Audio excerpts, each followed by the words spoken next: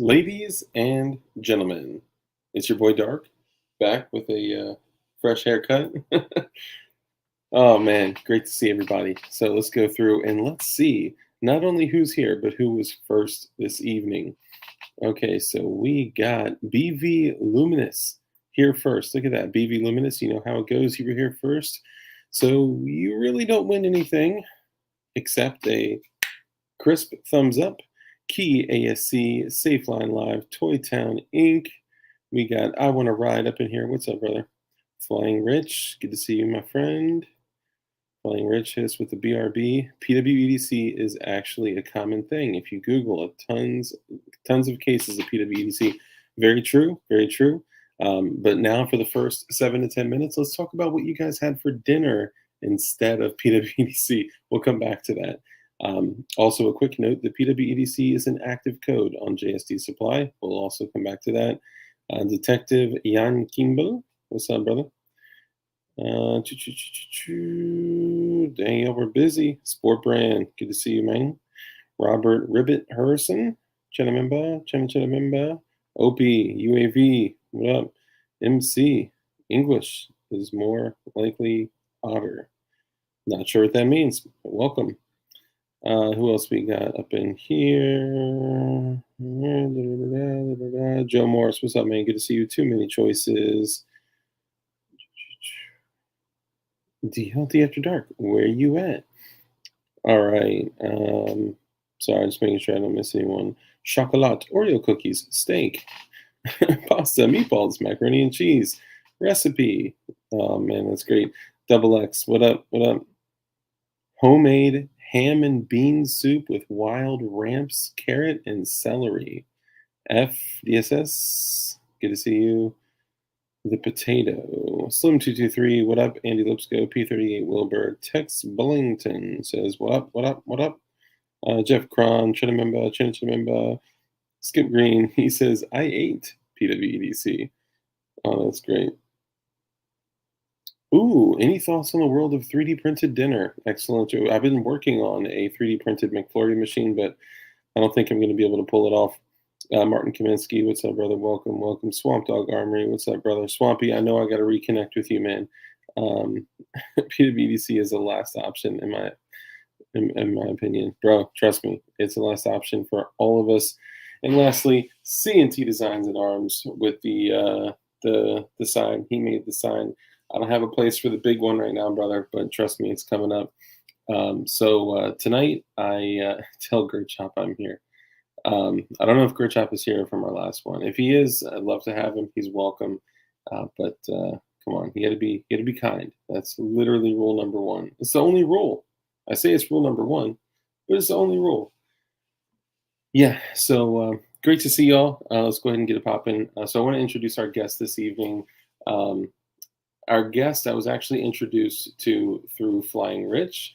They knew each other from the world of the internet and all that stuff. So we'll go ahead and introduce Florida Guns. Boom. What's up, man? Hey, Dark, how you doing, man? Good, man. Good. How about you? Good, good. Your haircut is looking high and tight. Thanks, man.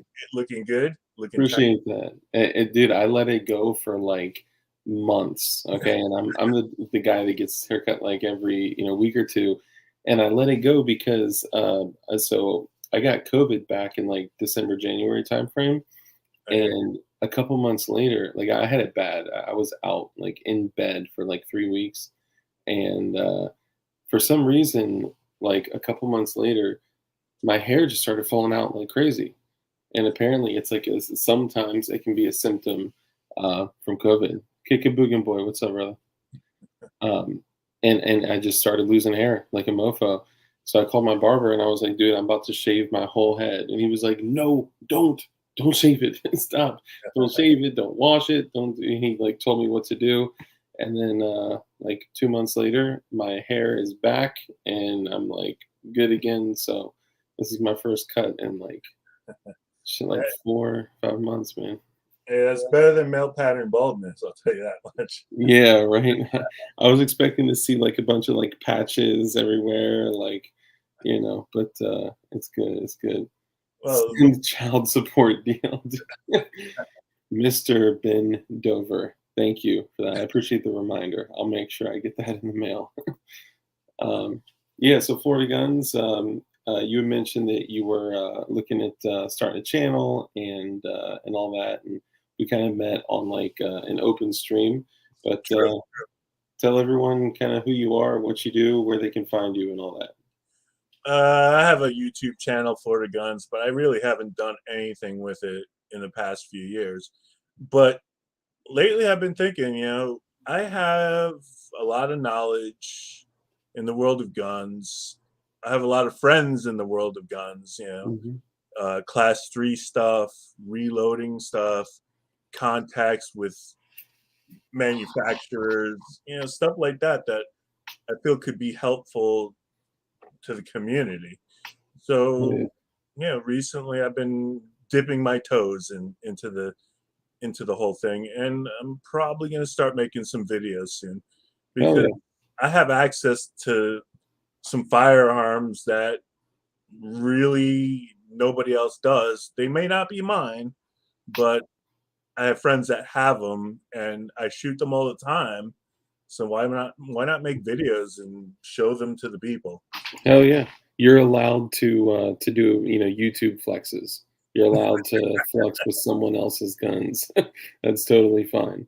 I mean, I've grabbed someone else's stuff and, my buddy has a pretty crazy vault. It's got like one of those $20,000 Liberty Safe doors and like it's or no, Fort Knox, Liberty, one of the two. It's nuts. And I walked in the safe and did like a YouTube short and kind of just showed off the vault and all that. And like, it's not mine, but the people want to see stuff like that. So yeah, man, and especially being into machine guns as much as you are, and like kind of you mentioned like taking the stigma out of machine guns, like kind of introducing people to the fact that they are allowed to have machine guns. Oh, Yeah. absolutely, absolutely. Yeah, it's funny because you mentioned like vaults and this and that. Like my friends have pallets of Mhm. ammo stacked up in barns, stuff like Yeah, yeah, that. yeah, man. That's honestly, man, the people that have like dedicated their life to this, especially the people that are just like stacked up. Like a couple of my friends are just like stupid wealthy, and yeah, I mean, it's probably like you know, looking back at it, it's probably a small portion of their lives. Like it's probably an equal percentage to like if we spend like 1,000 or a couple thousand, it's the same thing when they go and buy a $25,000 lower for an M16 build or something like that. It's that too, but it's also you look back 20 years ago and you could buy a pallet of ammo for like a couple $1,000. I Yeah, mean, but most of these guys that I know are like engineers, doctors, dentists. They're all like respectable careers, and yeah, yet they're into firearms. And I think it's because they like the mechanics of it.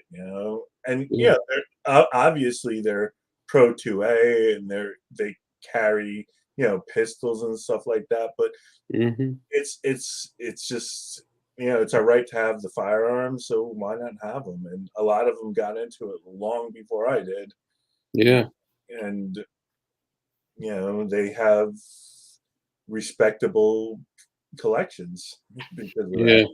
I mean, honestly, like long pork, slow cook. Thanks, Ben. Um, so I remember when I was 18, 21, kind of fresh in the game. It was like not too long after the 94 to '04 ban that I was like able to purchase firearms, and I just started kind of getting into the game. And I remember the first time I saw a micro Uzi pistol, like new in box. It had 9 mil, 45, and the 41 Action Express barrel, and it was for $800. And I was like, "You are out of your mind, man! That's crazy." Of course, didn't get it. I was seeing full auto Max from Ruben for because we found out we both know Ruben down in Florida, Yeah. which if you guys in the comments don't know, Ruben is a highly respected and very well known machine gun dealer, like a lawful machine gun dealer. Um, in Florida, and everyone, if you're in the industry, you know Ruben. So we ended up connecting kind of the dots there. But he was selling Max like in the bags with the grease for like 3,200, and I was like, I would never pay 3,200. Flash forward to now, and they're going for like 8, 10, $12,000. It's nuts, man. I bought my first Mac. I have actually two Macs. I bought my first one for about 1,000. $1,000. Yeah. But I have friends that have like in the box Macs, like maybe like 100 of them, just their retirement plans, they call Yeah, them. And yeah. they paid like 500 for them back in the 80s. That's crazy, man. And they have like 30 of them. And so I remember my dad saying like that Macs were going for like sometimes sub $100, like pre 86. maybe that, but I know right before the ban they were at about $500. And Yeah, I believe that. even when I got into guns, which was maybe the early 90s, I bought one for 1,000. And now, like you said, they're going for like $8,000, $9,000. It's ridiculous. Yeah, I mean now, I mean there's a whole different. So when you buy a Mac, like you used to buy a Mac and like that was it, right? Like your only other expenses were ammo and magazines. And now you get a Mac and you can make it much, much, much more useful by throwing like a Liege upper, side folding stock, front, like a vertical grip, and put an RMR on it, or like an optic, and you got like a serious PDW that's blazing rounds, and you can actually put one of the slow firing uppers on there too, and really get a lot of you know pretty. You guys are right. Fuck the NFA. The NFA is bullshit. It's total encroachment of all of our rights. I'm just acknowledging the world that we currently live in, which is the NFA, right? What's up, Angry Sarge? Watching while I cut and prep a frame for stippling. Good to see you guys again. You too, brother. Great to see you. I got your text earlier that you were going to jump into a cig, and I was like, I didn't realize you smoked. And then I was like, oh, a cig, like a cig. You're going to work on a cig sour. And yeah, sorry. But you also said well, I'll let you say what you got. I don't know how much business you want to air out, but you got some other machine guns too, right? Me? Yeah. Oh yeah, I mean I've got an Uzi, I've got an M16, but like other than Uzi, the two that I purchased, I did because of the modularity. Yeah. Right when I bought the Mac 11s, the original one I bought just because, oh, let me get a machine gun there, $1,000. But then the second one that I bought, it was about 3,200, I think it was. And Yeah. I bought it because the original one I bought was new in the box. And it's still new in the box. And then the second one I Nice. got was when Lage just first came out with the upper for the M11s. So like 10 or so years ago. Yeah, so I was like, let me buy this, and this is the one that I'll shoot. And then all of a sudden they went to like $5,000. And then Mm. about 5 years ago, now they're like ridiculous because Lage also came out with the 5.56 upper. Yep, I saw And, that. and there's a couple other like redneck engineers. There's a couple other people that have come out with adapters, which you could pretty much put any um, any AR-15 upper on. So at that point, it's like, On a Mac? yeah, What?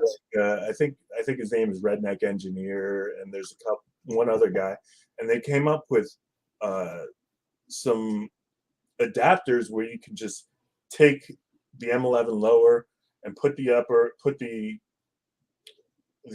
adapter on. Just put any upper you want. Dude, that's nuts. And I think that's what caused them to go up to like 9,000. So it's like a truly modular where you could pretty much shoot anything that an M16 will now. Yeah, that's crazy. I was only aware of the 5.56 upper from Leish, which turns it into an open bolt, 5.56 that takes PMags. Right, which I have one and I like it. It's just the rate of fire is really fast. You can't like tinker with it and slow it down at all.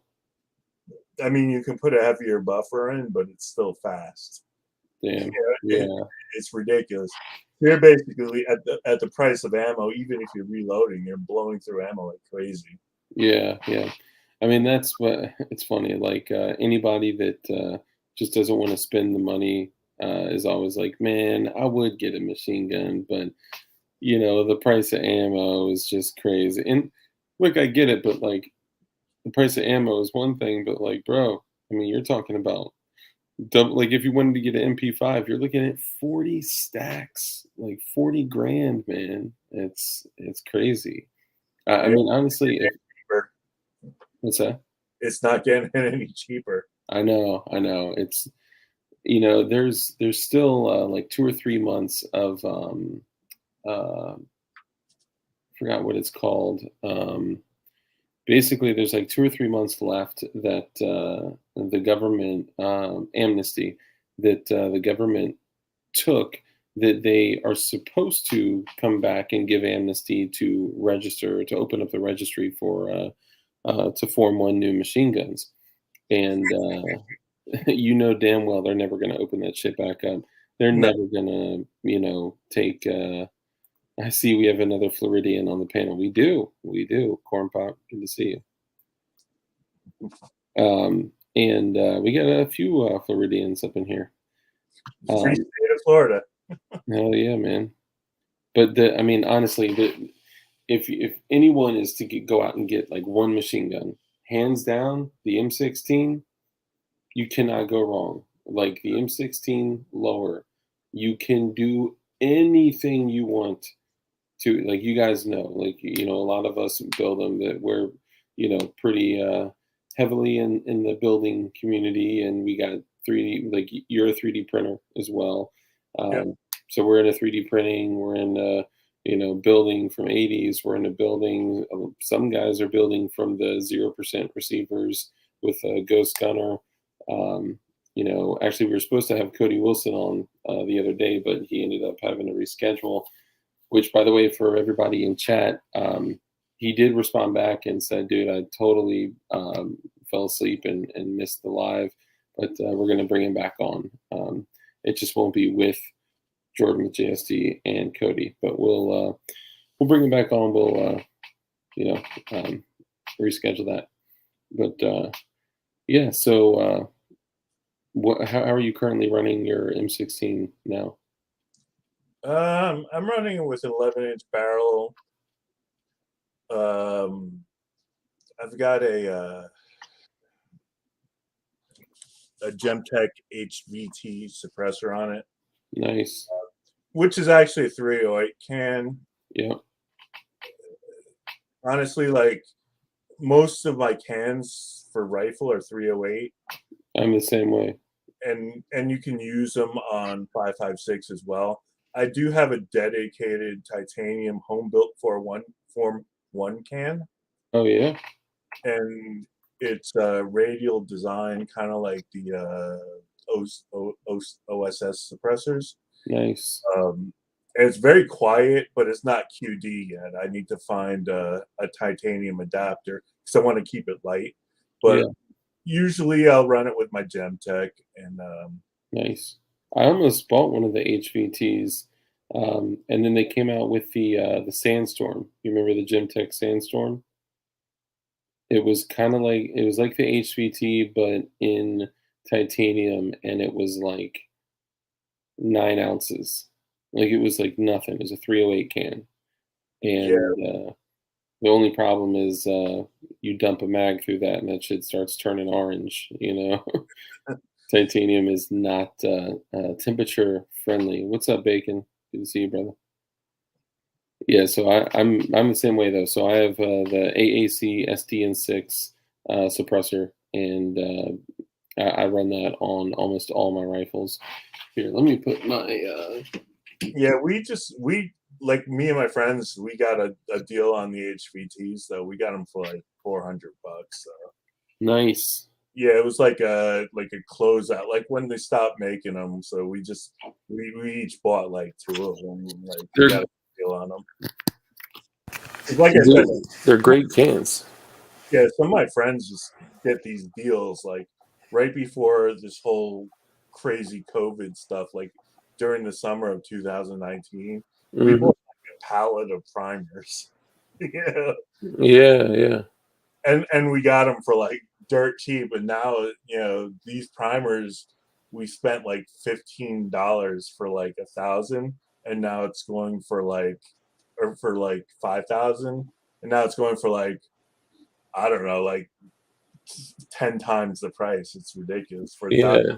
timers. You're paying 120 bucks shipped with hazmat. So I mean, the biggest problem is that we continue to purchase the shit at this price. Like I've been telling people to stop buying ammo for like 2 years. But you know, everybody they're just gonna do their thing. I I understand that like not everybody is in the same position. So while some people have like thousands and thousands of rounds just chilling, some people don't. And they need to buy ammo, or they're kind of thinking similar to like the machine gun thing, right? It's like yeah, it's not going to get cheaper. It's not going to get cheaper. Like I just got to get it now. And then they see the prices drop from, at one point, like 1,000 rounds of 9 mil or 5.56 was going for like 800 to $1,000. I know, it's crazy. I mean, like honestly, like I have like, let's say 9 millimeter. I have like maybe 30 or 40,000 rounds of it. Yeah, But I don't. the thing is, I don't. Can we show ammo online on YouTube or not? Yeah, you can show ammo. Yeah. Yeah, I You mean, you can even show what's up, Heath? What's up, Vanessa? I mean, you can even show firearms, you just can't handle them. right. That's the thing, though. But like, if Yeah. I lift up, like, because I could lift up ammo cans of ammo. But the thing is that it's like I'm not shooting as much anymore because I'm like in the back of my head, I'm like, can I replace this? Yeah, yeah. But like, I could grab like ammo cans, like off the shelf. Hmm. Like there's a thousand 9 millimeter in here, Nice. and I could grab Afterwards, I'll shoot you my address so you can just shoot that on over. Just kidding. another ammo can, Nice.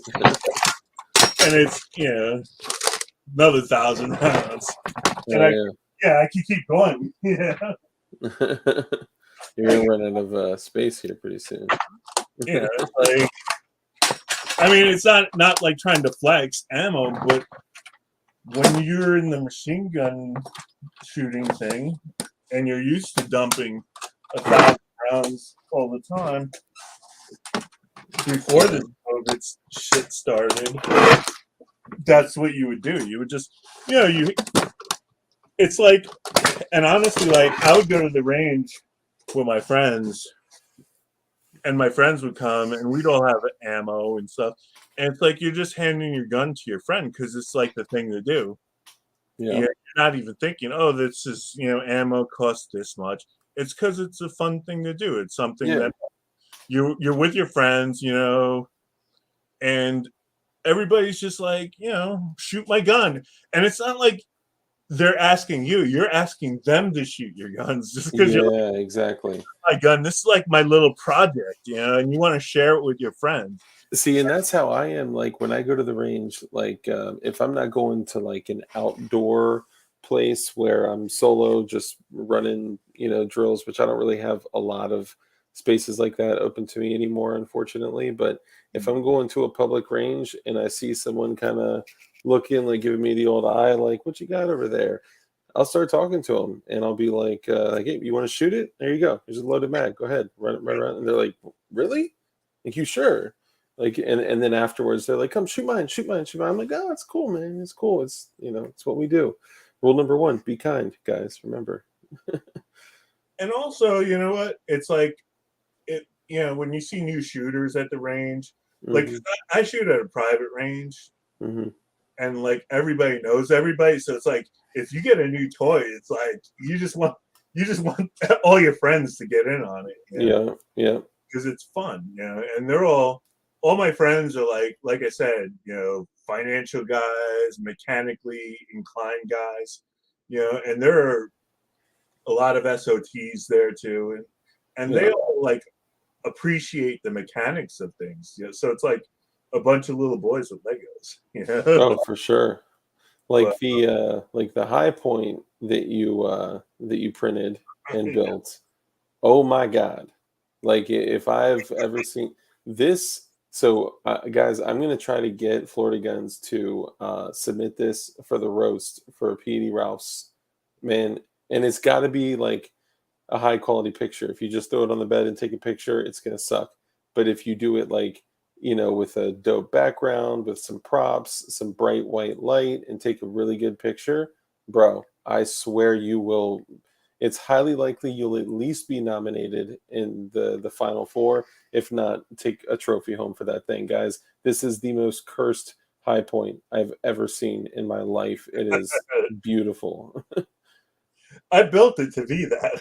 Yeah, yeah, of course. It's got to be. It's got the sideways, the optic on the side, and it's literally blinged out. Are you pulling up a picture of it? Oh hell yeah. You can't You really can't see. It's it has to be in the sunlight to appreciate it, really, Yeah.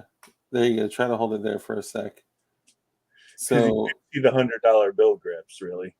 yeah, so the grips are the $100 bill high point grips. It's green, and yes, those are all bedazzling on it. Those are like bedazzled, like gangster crystal rhinestones, and then it's got the mount sideways with a yellow Aimpoint T1 clone It's on it. actually gold anodized.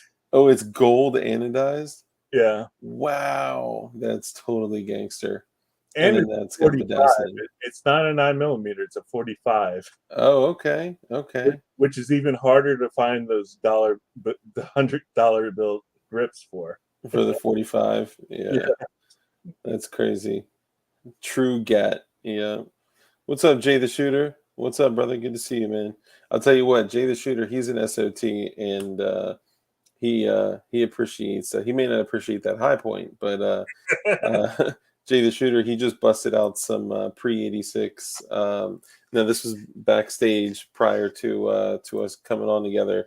He busted out some pre-86 stuff like Max and Uzi and M16 and stuff, and you gotta love that, man. Shout out to Jay the Shooter, man, Mr. Wilt, all the folks out there. Sorry I couldn't come shooting with you.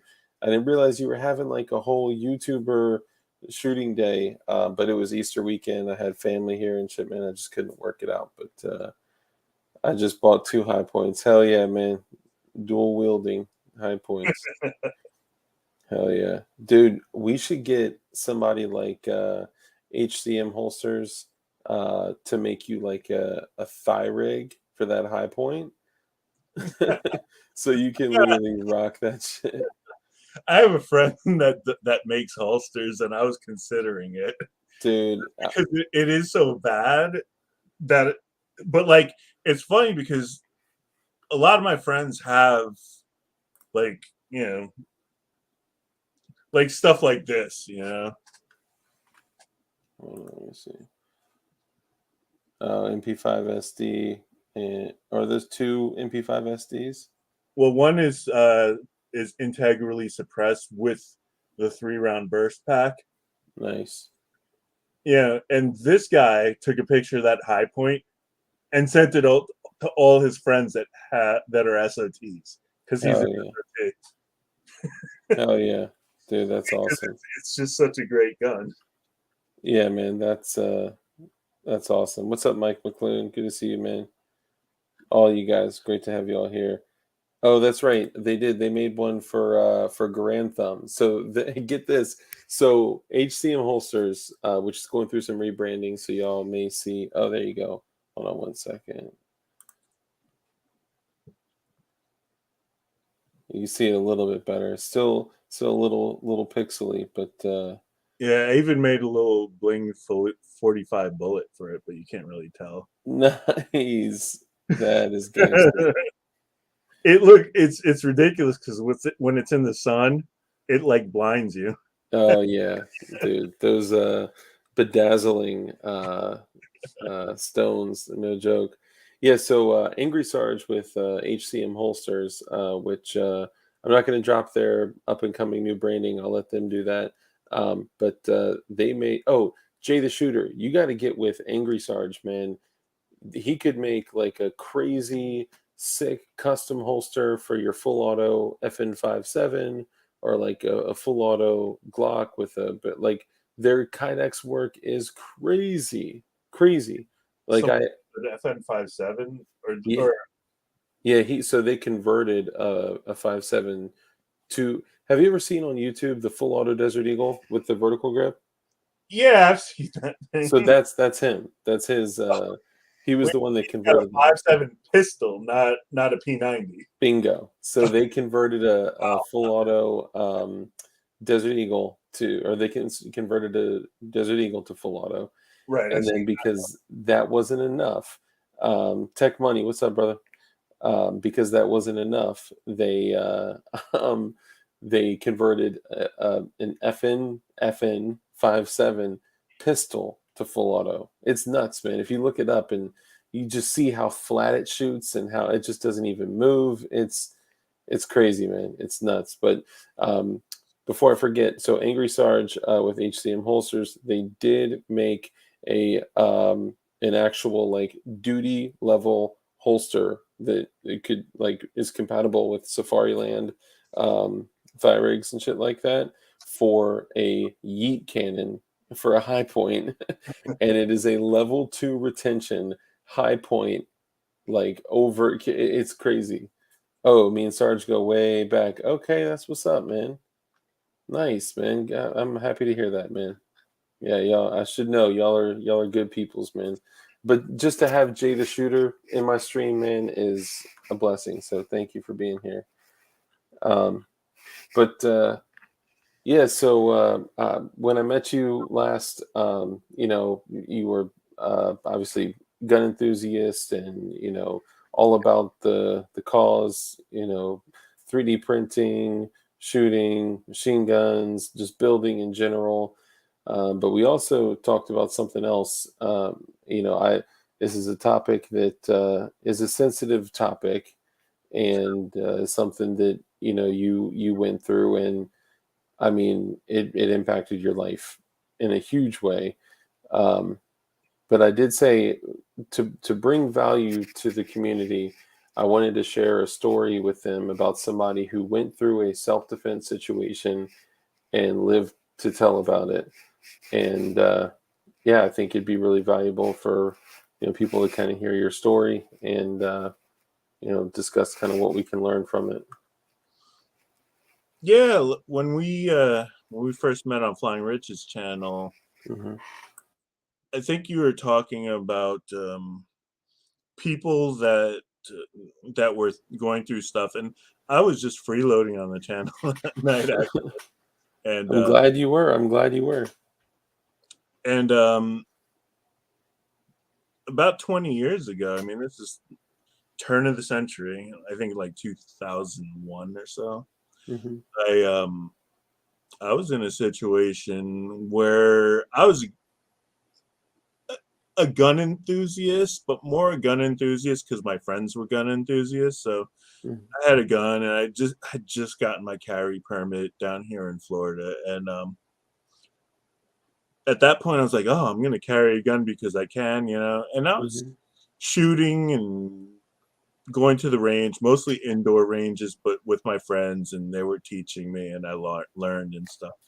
So at the time, I had a Glock 23 as my carry gun, Mhm. and I was on my way to my girlfriend's house, and she didn't live in the greatest section of town here in Orlando, so I would never leave the gun in the car because I was more concerned about my gun, like, Being stolen or something like that. yeah, Yeah. being stolen than always carrying a gun on me. But Mhm. I would keep it in the glove compartment.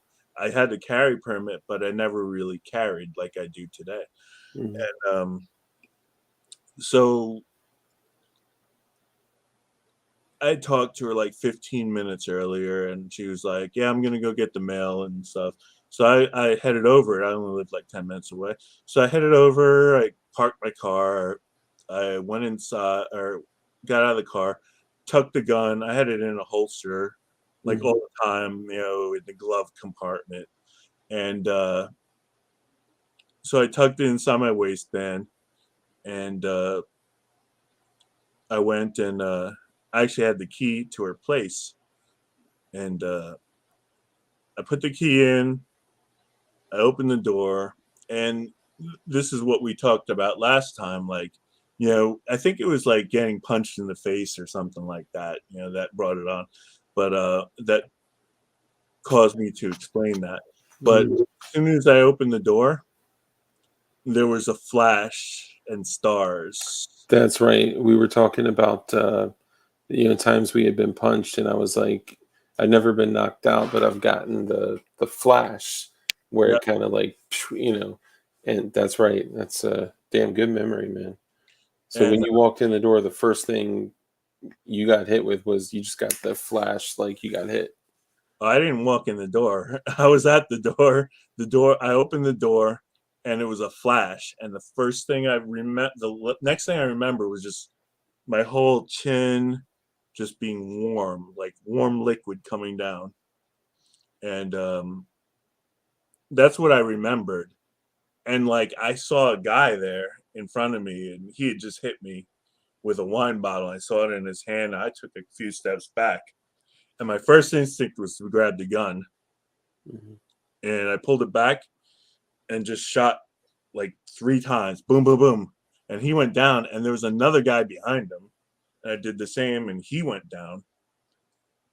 And I was like yelling, and I heard my girlfriend yell, like screaming, and apparently she'd went to the mailbox to get her mail right before I came, and came back, and these 2 guys came up behind her and pushed their way in and started assaulting her. And I guess I arrived like 30, 40 seconds later, and they hit me in the face with a wine bottle. Like a full wine bottle. Yep. Mm. And I don't know. I've gotten into plenty of fights in my young days, and I can take a hit, but that one dazed me. Yeah. But So luckily, like I don't even remember thinking about shooting, but I knew I had my gun, and I pulled it out and shot him. And luckily, I'm here today to still tell about that. But yeah, it's it happens so fast that it's all muscle memory. When you're in a situation like that, it's muscle memory. And I'd practiced shooting, drawing from the holster, knowing where my gun is, and been proficient in using it at the time. I feel like now I'm like I do all kinds of like sports shooting, IDPA, drawing from the holster, but then I was like a rookie, and it's just like mhm, I didn't know what I was doing, but I had enough training at that point through some of my friends that were police officers that taught me that I was able to like, you know, survive that time, if you will. yeah. And I'll tell you what, though, I that bottle had cut my face. You could probably see. Yeah, you can see Actually, side. the other side, yeah. right there. You can definitely see a huge gash where they hit you. And it went all the way through. Mm. And my vain ass, before doing anything, these two guys are lying dead, bleeding out on the floor. And I went to the bathroom and I looked at my face. Damn. And because I guess when you're in shock, you don't know what to do, you know? I went to the Yeah. bathroom and looked at my face and I'm like, holy shit, I can see my teeth through my mouth, you know? Oh man. It's like, and my girlfriend's screaming, but she's the one that wound up calling the ambulance. And they had pretty much tried to, like, you know, I don't want to bring, like, you know, they were assaulting her with goals in mind, let's just say. Mm. And like if I hadn't come over that night, they would have probably been very successful in that. And they were kind of successful to the point where it impacted her. Yeah, we talked about it, but I don't really want to bring into that, you know. That's okay. I mean, whatever you want to talk about, man. That's whatever Yeah. you're comfortable with. I mean, she's no longer with us, let's just say, because of that, I think. But Yeah. Dude, I'm sorry that you had to go through that. That's crazy. The aftermath of that situation is nuts. A couple questions. Jay the Shooter asks, as you were a new carrier, did you have a round in the chamber? yes. My friends that taught me to carry said always carry with around in the chamber. And I don't carry a striker fired pistol anymore. I carry a SIG 938 and a SIG 365. But Okay. for some reason, like I just prefer the 1911 battery, so I carry a 938 cocked and locked now. But at the time, I was carrying a Glock. But the thing is, carrying a full size or compact Glock in Florida, Hmm. it's unrealistic because you're normally not wearing thick clothing and it's hard to conceal. Yeah. So I carry a 938 or 365 now. But Gotcha. I always carry with one in the chamber since that, because if I didn't have one, that, I mean, it's hard to say what would happen, but you know, picture you open the door to your house and the next thing you see is stars and warm liquid coming down your face. I mean, it's blood, but you can't even feel that it's blood. It feels like somebody's just pouring water down your face. There's no pain. Yeah. There's no pain because you don't have time to register it. Yeah. Yeah. It doesn't even. And I've been in a situation. So I was stabbed So, underneath my right arm, mm, and it was. I mean, luckily it was a screwdriver, but I didn't even know at the time. Like you don't register like what's going on, and then right. finally when things calm down, you're like, oh, ouch, you know? Honestly, I didn't even feel pain because I think I was in such shock Yeah. and I didn't even know what was going on. Like for the few seconds after what went down, I kind of knew what was going down. Hmm. But then after that, I had lost so much blood. I remember going to the hospital and they gave me a bucket. I had a towel on my face and Yeah. they gave me a bucket and was it was either blood or my spit or the blood, but that it was like one of those like dollar store buckets that are like, you know, maybe 12 inches high, 12 inches around. Hmm. And the thing was half full with liquid, whether it was blood or spit, but it was mostly blood by the time Damn, I got to the emergency room. And then they put me in morphine and I was just gone. that's crazy. Yeah. Now, when you drew and you fired, did you just draw and like fire right away? Did you aim? Did you like what did that look like? I just saw the guy that hit me Hmm. and I didn't line up sights. I just drew it and point fired because he was right in front of me. He just swung at me. And And did you hit him center mass? yeah, two or three times. And then the guy was behind him after he dropped, and I just hit him twice, and he was done. So we kind of jokingly have conversations about like 9mm versus 40 cal, and we talk about how 40 cal is dog shit, 9mm is great, but I mean we know that anything that's putting holes through you is going to take you out of the fight pretty quickly. Um, not for the purpose of being graphic, but for the purpose of like understanding in a real life scenario where you need to use your firearm to protect you. Like, what was the bad guy's physical reaction to being shot center mass 2 or 3 times with a 40 cal? Uh, he was standing in front of me. I hit him twice, and then he was down. He just Mm, felt collapsed, and the other guy did the same. This was I don't even remember the grains, but they were federal Hydra shocks, 40 cals out of the 23. mm. Um, like I said, I carry 9mm now, and I think I don't even know why, but like just at the time, 20 years ago, it was the bougie thing to carry. Yeah, yeah, I remember I carried a 40 for a long time. I did a lot of testing on the Hydroshocks, the HSTs, Spear Gold Dot.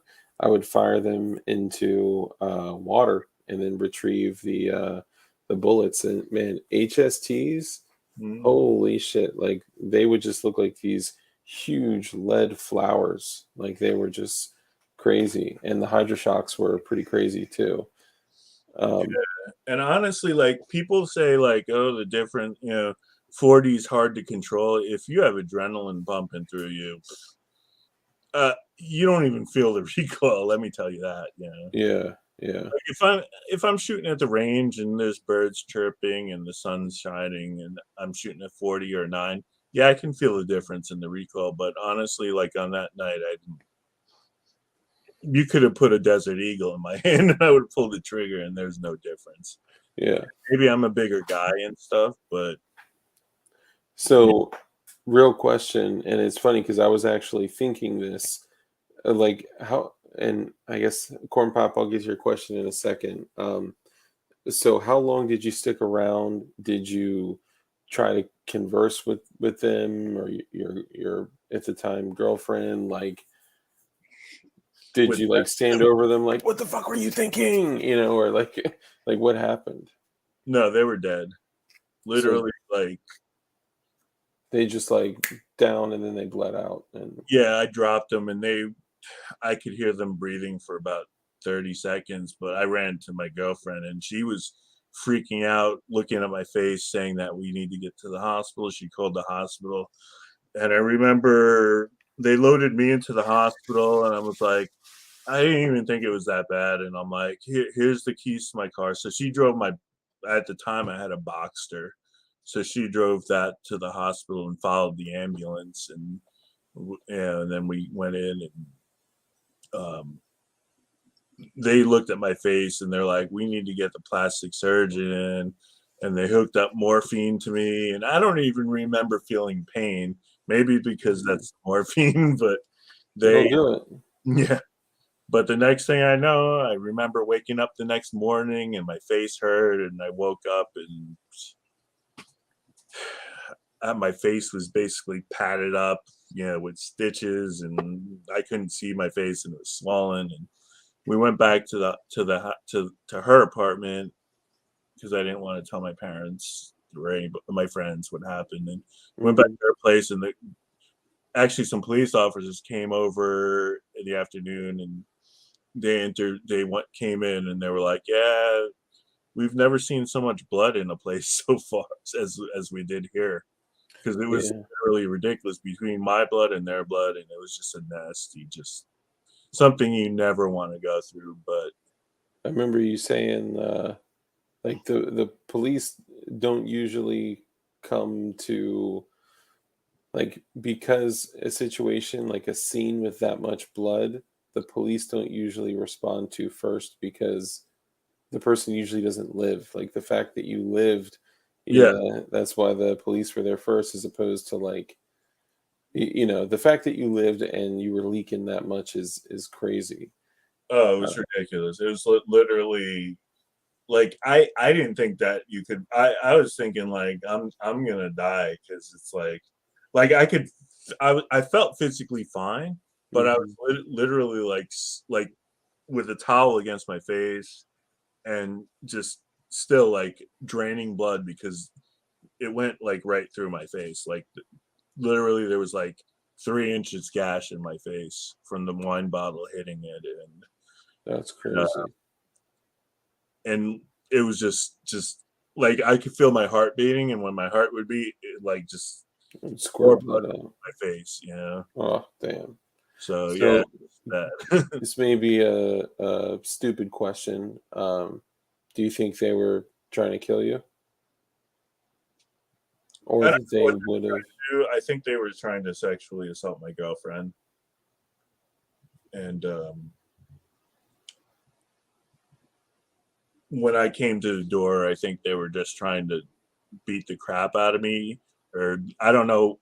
Who knows what they were trying to do? But Yeah, you hit somebody in the face with a wine bottle, and then yeah, continue and start punching and this and that, or like start advancing towards somebody. yeah, Then they're probably trying to get you out of the picture. Because if they don't care about assaulting a woman, then they don't care about human life, obviously. yeah, yeah. But I mean, like I said, I don't know. I don't know what they thought, what was on their mind. I mean, I've gotten into fights and got punched in the face and felt stars, and you take a couple steps back, and like I guess I have a hard head where I could take a beating, kind of. But like Yeah. you know, who knows what they were trying to think? But I mean, you're lucky as shit that you can because, man, if like they did knock you out and they, went to rob you or something and then searched you, found your gun, and that could have like been a completely different outcome. So good on you for staying strong and drawing your gun and saving yourself and your at the time your girlfriend.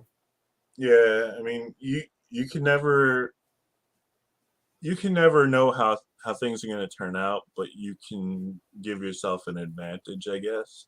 Hmm. I mean, ever since then, I've been carrying religiously. Maybe not a 40 cal, but 9 millimeter now. But That's fine. I think nine's the way to go. I think 40 is this one's for Martin. I think 40 is underpowered. I think it's useless. I'm just kidding. I'm joking. Sorry. I'll tell you what, 40 will do it. 40 will do it a good job. You will not have as much capacity as a 9, but I shot 5 rounds. Yeah. There were 2 guys. I shot 5 rounds, and after that, I was in such shock that I couldn't have done it. There could have been somebody behind me or somebody else. I mean, it's not like that's a situation that's going to happen where more than 2 guys are going to attack you, or it's not, or it's going to come in waves. But Hmm. you know, 5 rounds.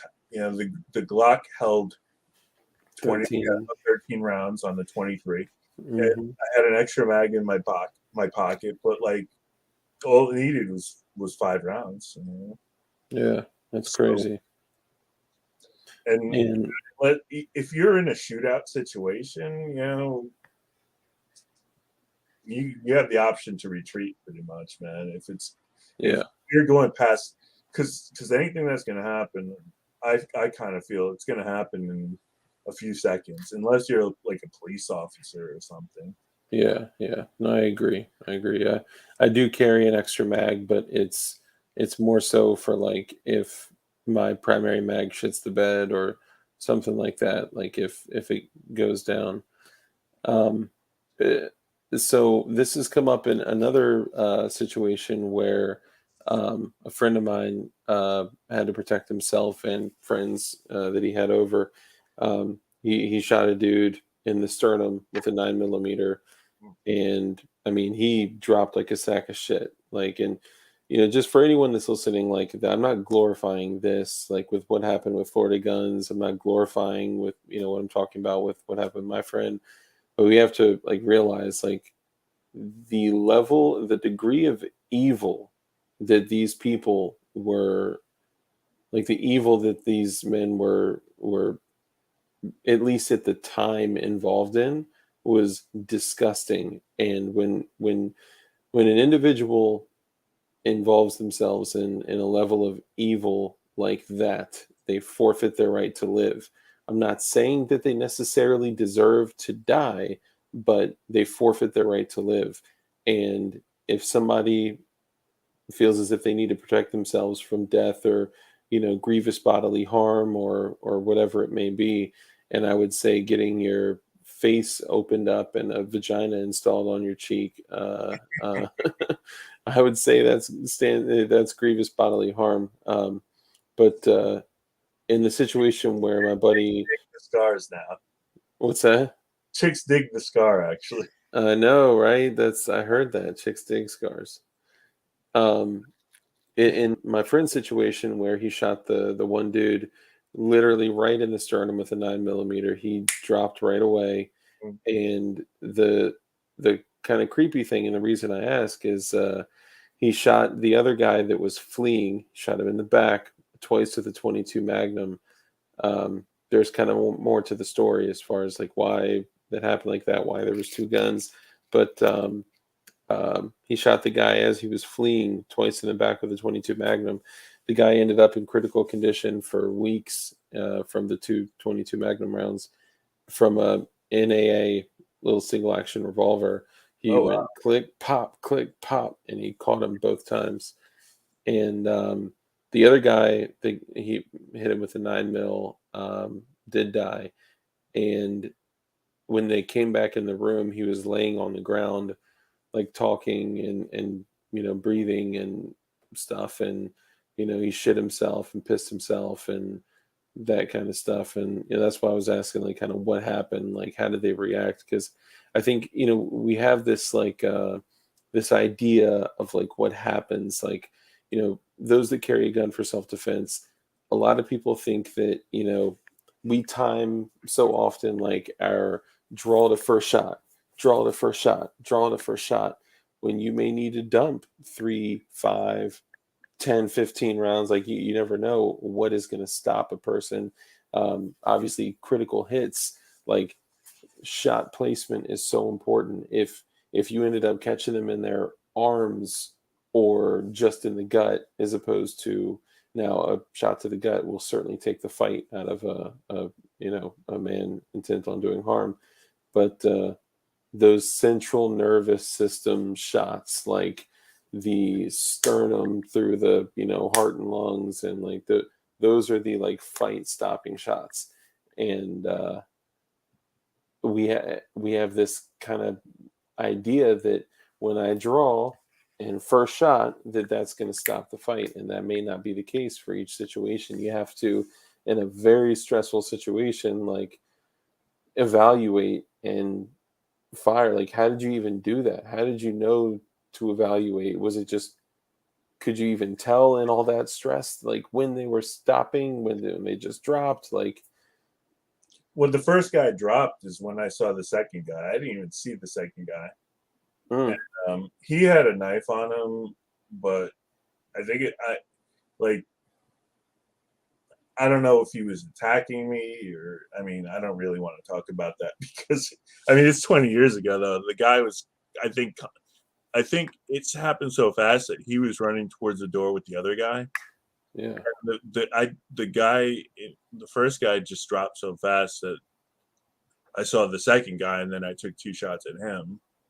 damn, And and keep in mind this is all like after you got hit in the face, so you're like mm, you completely like just almost in shock. And I think I went into shock after that because after that the first thing that I remember was like my girlfriend screaming. I'm like, call 911. She's on the phone and I went to the bathroom to look at my face. Like you don't even like know what to do. Like I just went to the bathroom, turned on the light, and I'm looking at my face, and it was like the scene from Terminator where he's looking at his face after when he carves his eye out or something. I'm looking at my hmm, face, and like I got like a big gash in the side of my face, and I could see my teeth through the gash, and mm, I'm like, oh shit. damn. And then after that, man, it was all like the next thing I remember is going to the hospital, being in the ambulance, and just spitting into the ambulance with a towel full of blood, and just watching the blood fall into the bucket. And then when I got there, they took me right in, and they gave me morphine, and that's the last thing I remember Damn, before that's waking up the crazy. next day. What was the aftermath like? Like, did the neighbors like freak out? Were people kind of with you, against you? Did anything? Was there any backlash? Um, After that, she came to my place and almost never went back to her place and wound up moving. Yeah, Yeah, then it gets more personal. We broke up like soon after that, which kind of, yeah, but um, other than the police situation, I mean, no charges were pressed against me. My gun was taken into evidence for about 3 months, and then I got that back. And I still have that gun to this day. yeah. That's one of the questions I was going to ask. So that you did get your gun back. Yep. It's Damn.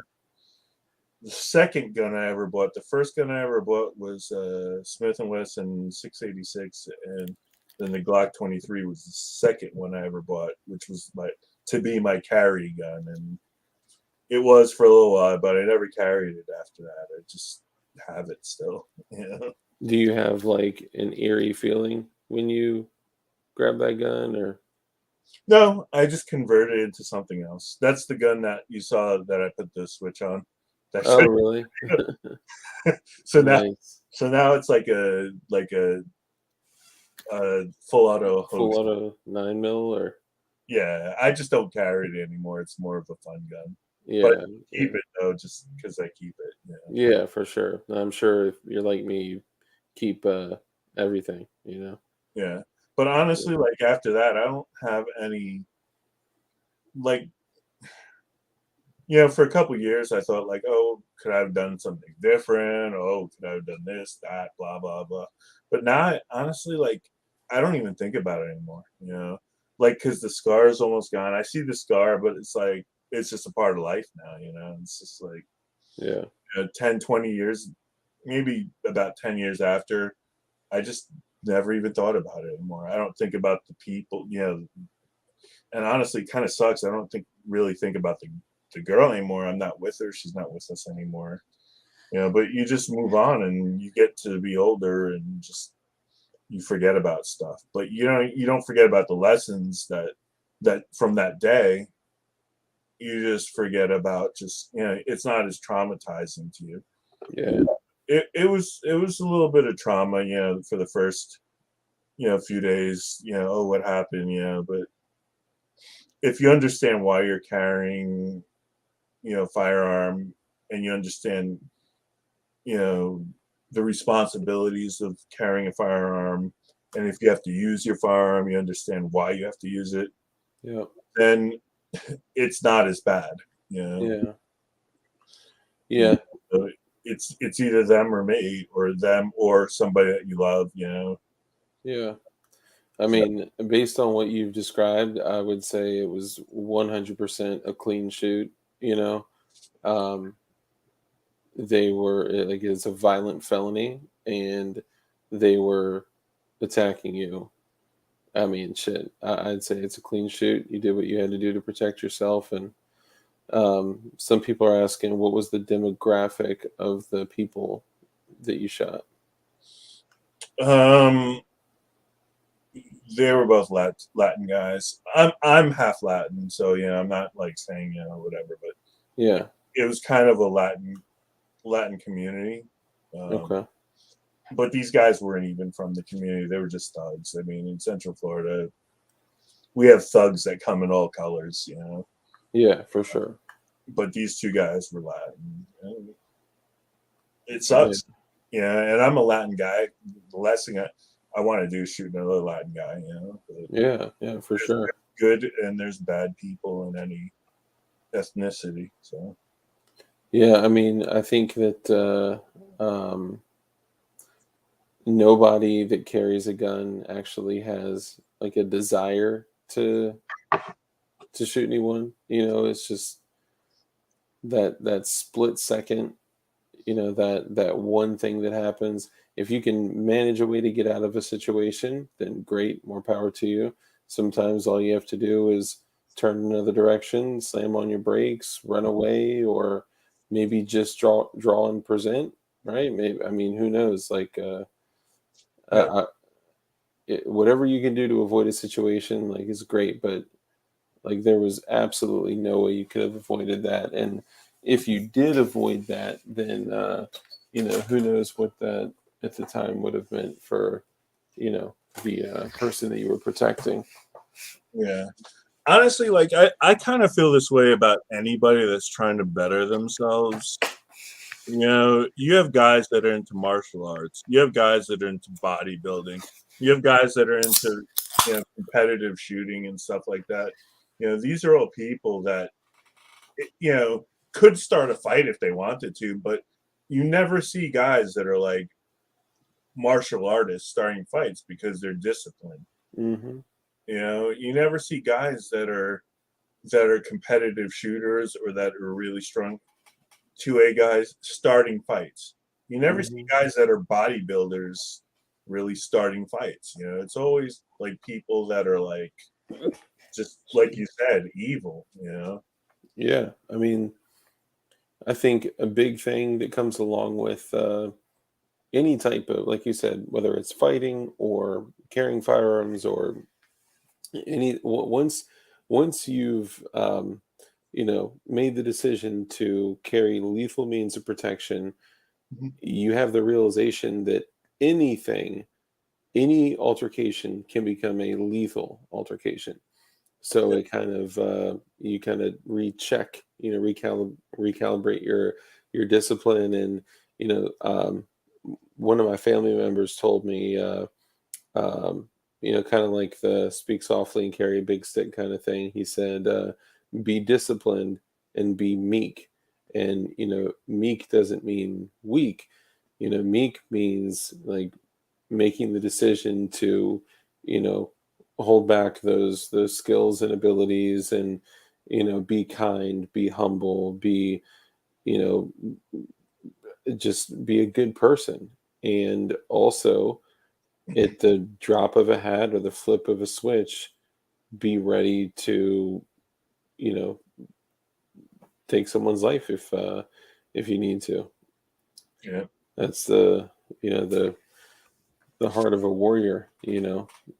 A warrior. What does a warrior do when he's not fighting? Right? What does a warrior do when he's not in war? He has a family. He fucking grows, food. He fucking, Yeah. he's just a dude. I mean, I don't consider myself a warrior, but I was lucky in that situation. But I mean, I guess you can increase your odds. I mean, because you never know if shit's gonna hit the fan or if something's gonna happen. I mean, I was lucky because of the situation. I just happened to have a gun. So I mean, now I always have a gun with me. Hmm. I mean, unless I'm going to like court to fight a speeding ticket, obviously I'm not gonna have a gun with me. Yeah. But I if it's a situation where I can carry, I will be carrying. yeah. Yeah, I've made the decision to go to court with handcuff keys on my car keys, not realizing, because I had just bought a pair of handcuffs. Like, hey, why not? Like, why not have a pair of some nice Smith and Wesson handcuffs, right? And man, when I went in there, they flipped. They were like, "Why do you have these? What do you do?" I'm like, "Dude, I'm here for the traffic ticket. Take them, take them." Are they? I was like, "Are they universal?" And then he wouldn't answer. I was like, "Hold on, handcuff keys are universal? Like what?" I Like, wouldn't even think about that, but that's crazy. Yeah. they are. They all are. They all are. They all are the same exact key. Like, Jesus Christ, you would have thought that. I don't know, but yes, all handcuff keys are the same exact key. We actually have a guy in our community that does woodworking. He does like M-lock rail sections made out of like beautiful wood, Nice.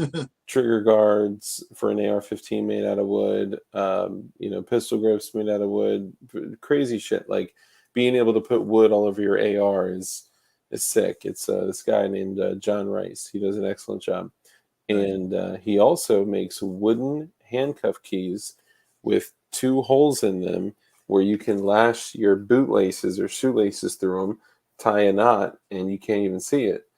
And Oh, then if you needed to, you could swoop, take it off, and you know undo a set of cuffs if needed.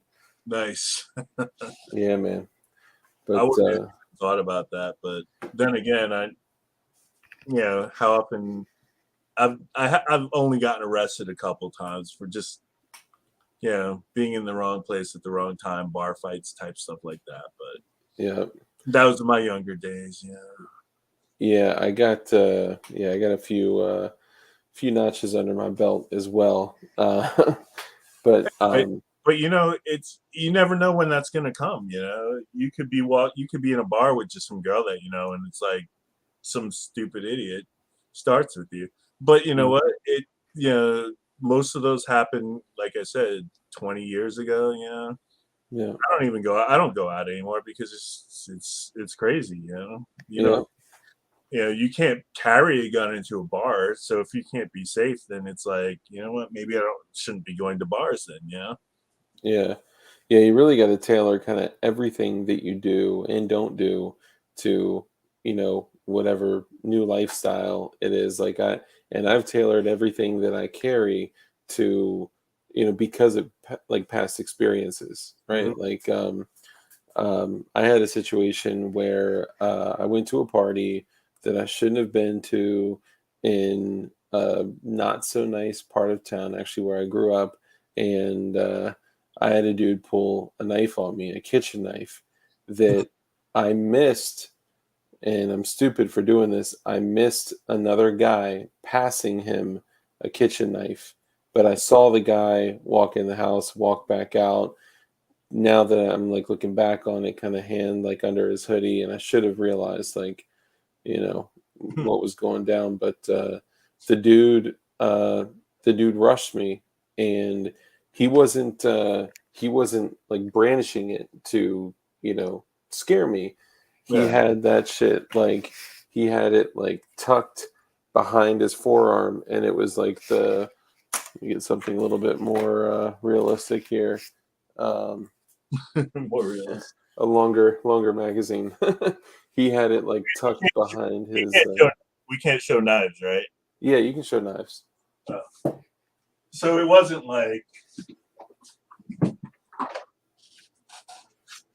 like this.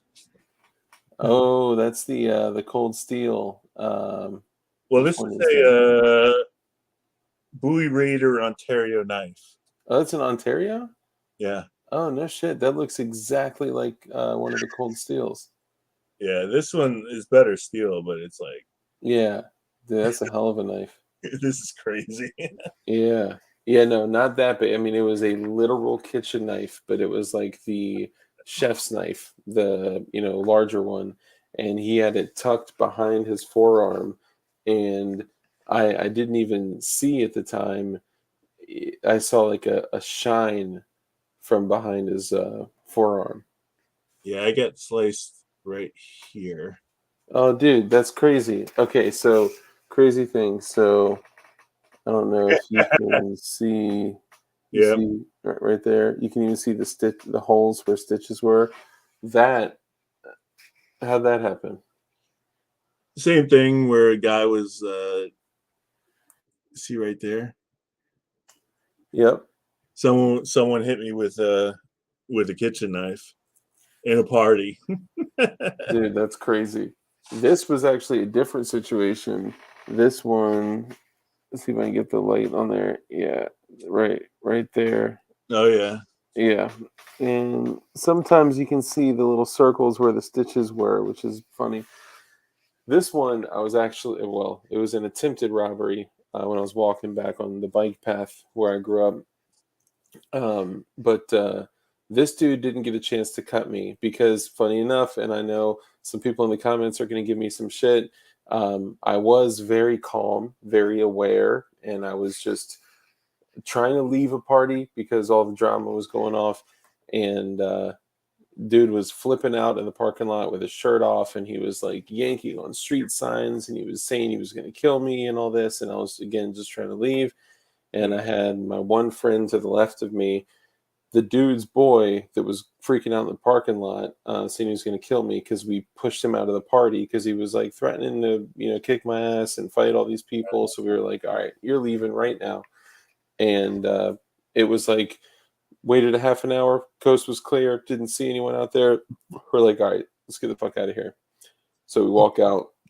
The moment we walked out of the garden style steps and walked out on the ground level, he literally popped up from out behind a car.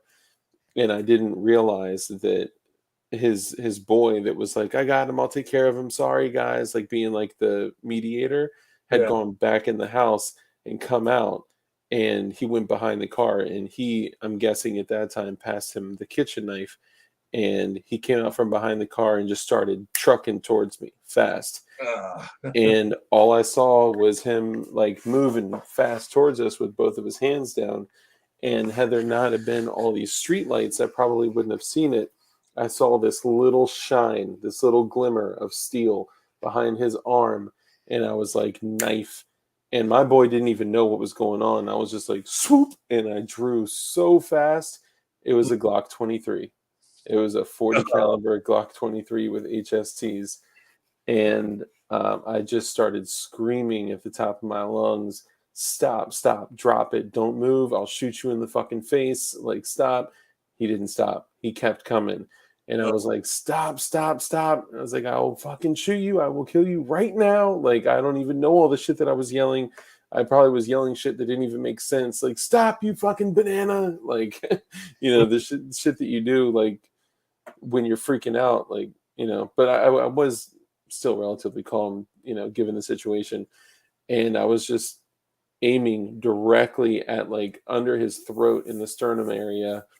And he just kept coming towards me. And I think he was just so shit faced, he didn't realize that I had a gun on him. Yeah. Because when a muzzle is pointed at you, all you see is this little square, Right. especially when you're shit faced. And I think he finally heard my yelling and saw my stance and saw, and like, man, I'll tell you what, that dude will likely never pull a knife on another person again.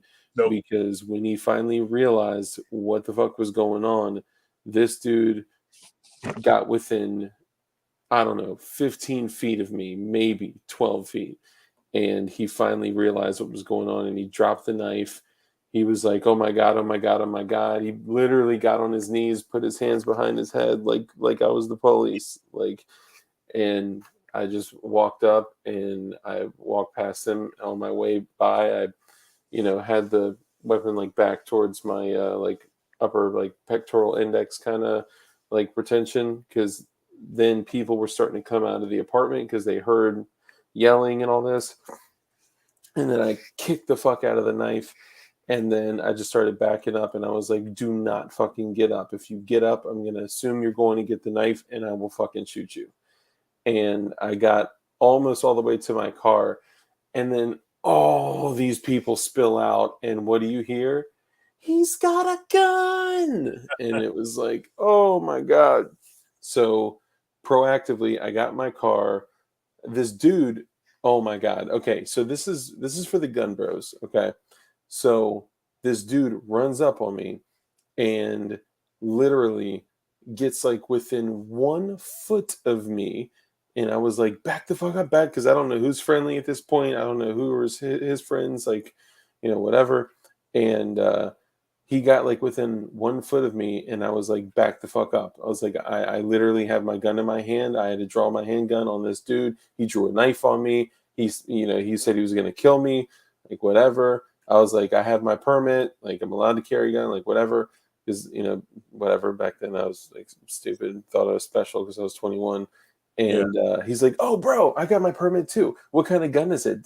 I'm like, are you fucking sick? Fuck you, dude. And I holstered my shit, got in my car, and I dipped out.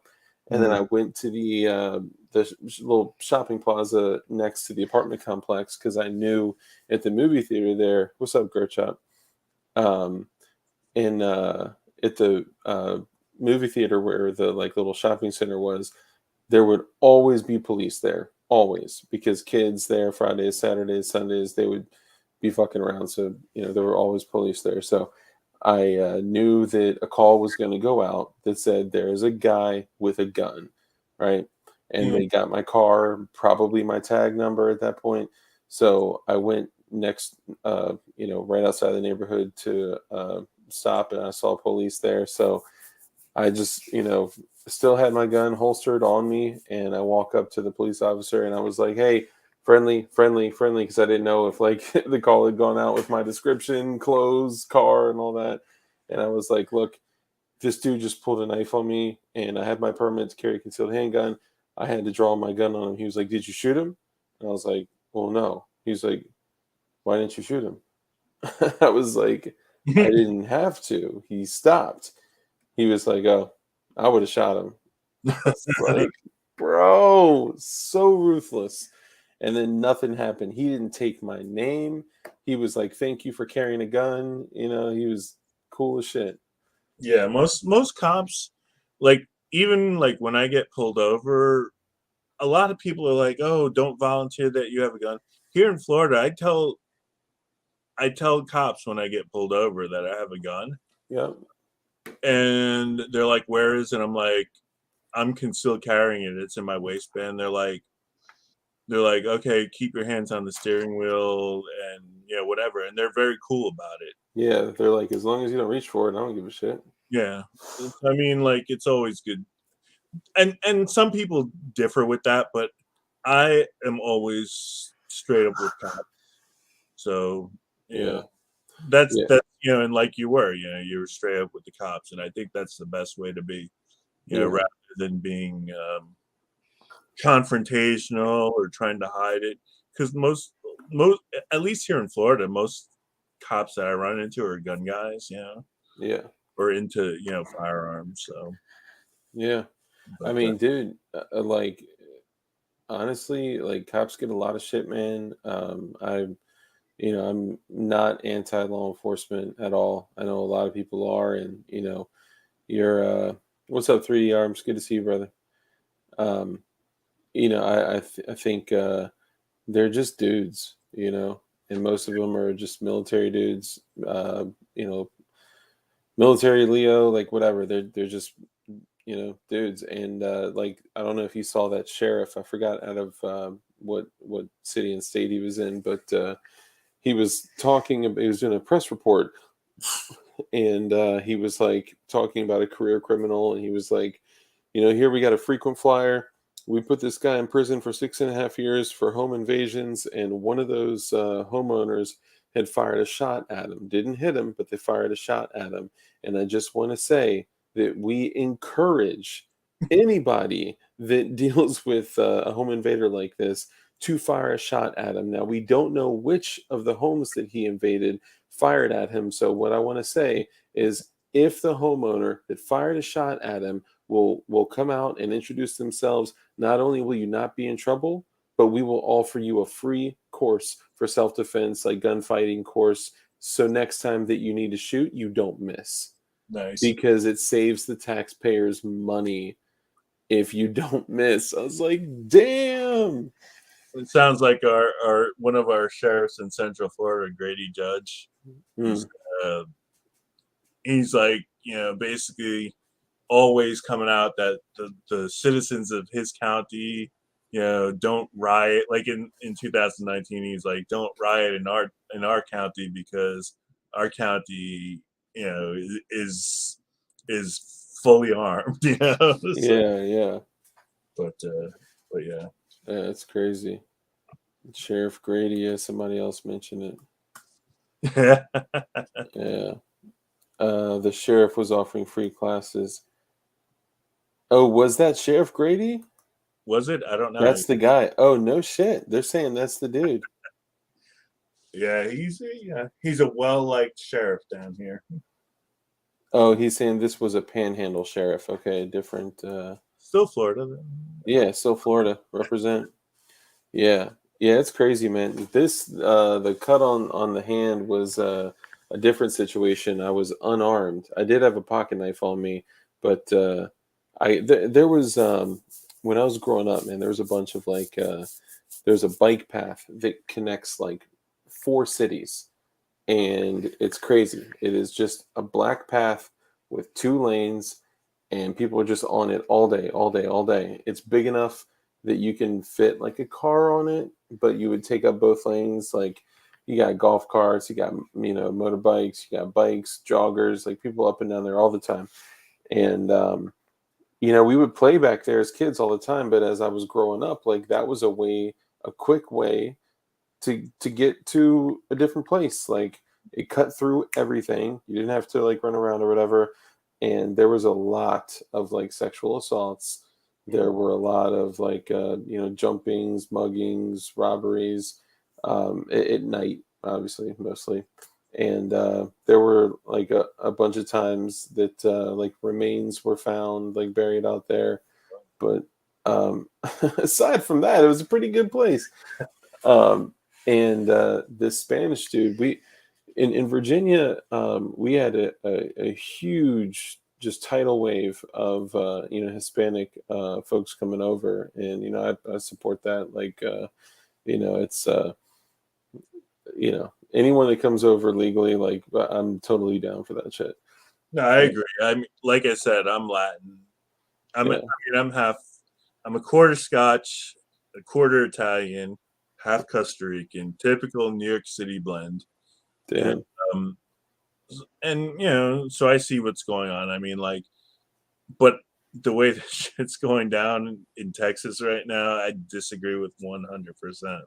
It has to be legal, man, because otherwise, you know, we wind up with trash in this country. Yeah, fuck yeah. Some of the people coming in are quality people, and Hmm. and some of them are not. But like, it only takes one or two people to come into this country that are not fully vetted, that come in illegally, that shoot up the place and kill a bunch of a Yeah.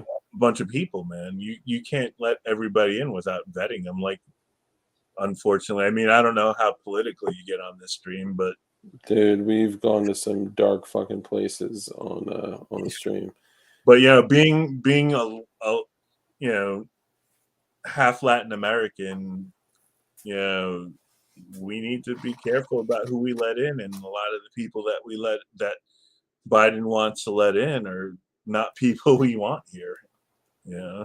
I So mean, I've met some people that came over on the frontier, like straight up came over illegally, and were able to stay, and they own businesses, they have families, they contribute to their community, society. I mean, they're good ass people, um, and they also went through days and days of hell to come over here, like watching their family fucking die on the way over here. You know what I mean? Like it's brutal. I couldn't imagine that shit. But just opening up the fucking borders and just like, yeah, I mean, that is completely diluting everything that our country stands for. It's ridiculous.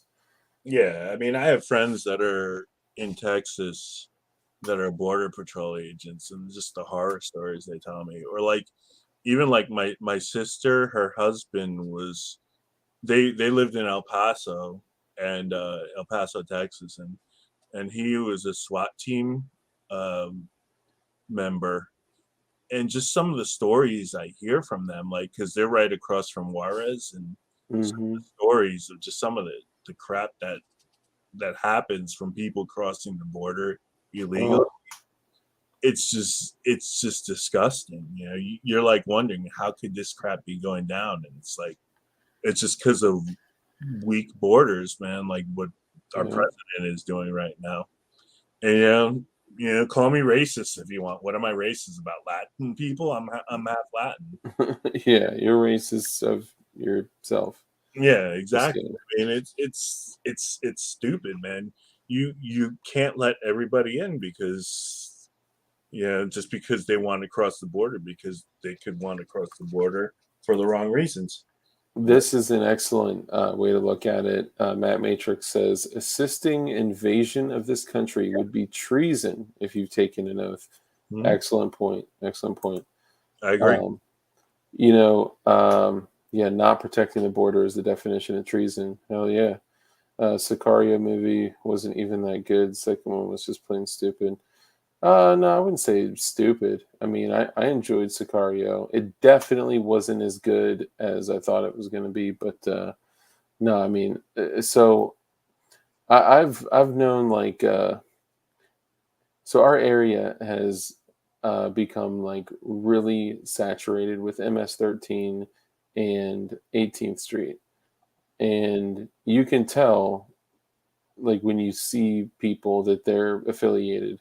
And the area that I grew up, that was like, I mean, on the outskirts of where I grew up, there was like, when I was super young, like horse farms, cow pastures, like, I mean, it was nothing, right? Like now it's like such a like heavily densely populated area. It's city like, it's crazy. And there was a dude recently caught with a suitcase of candy. He was walking through a like shopping center with a rolling suitcase, like the one that you roll behind you, right? And the cops posted like pulled up on him, and they were like, "Yo, like you're like 30 minutes away from the airport, dog. Like, what are you doing walking luggage around?" And he was just super suspect and like sweating and shit like that. And they were like, "What do you have?" And he was like, "I have candy." So they opened up the suitcase and they looked, and it was all like Mexican candy.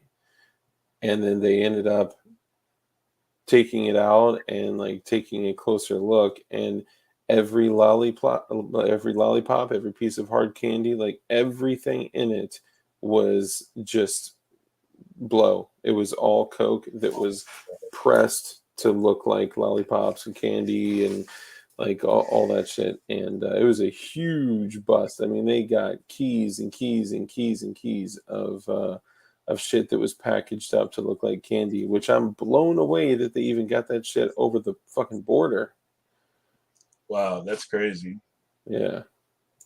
So that's the kind of shit that we're dealing with. Oh, that's right. So that's the kind of shit in my area, right? Like you know, whatever. So the cut. So I was walking down the bike path, and it started to get dark, and I knew like I had to hustle if I wanted to get back at a reasonable time and get off the bike path like before it got dark. And it got dark mad quick, and I was walking down the bike path, and there was a crosswalk where you're walking over from like the bike path is like a really remote area.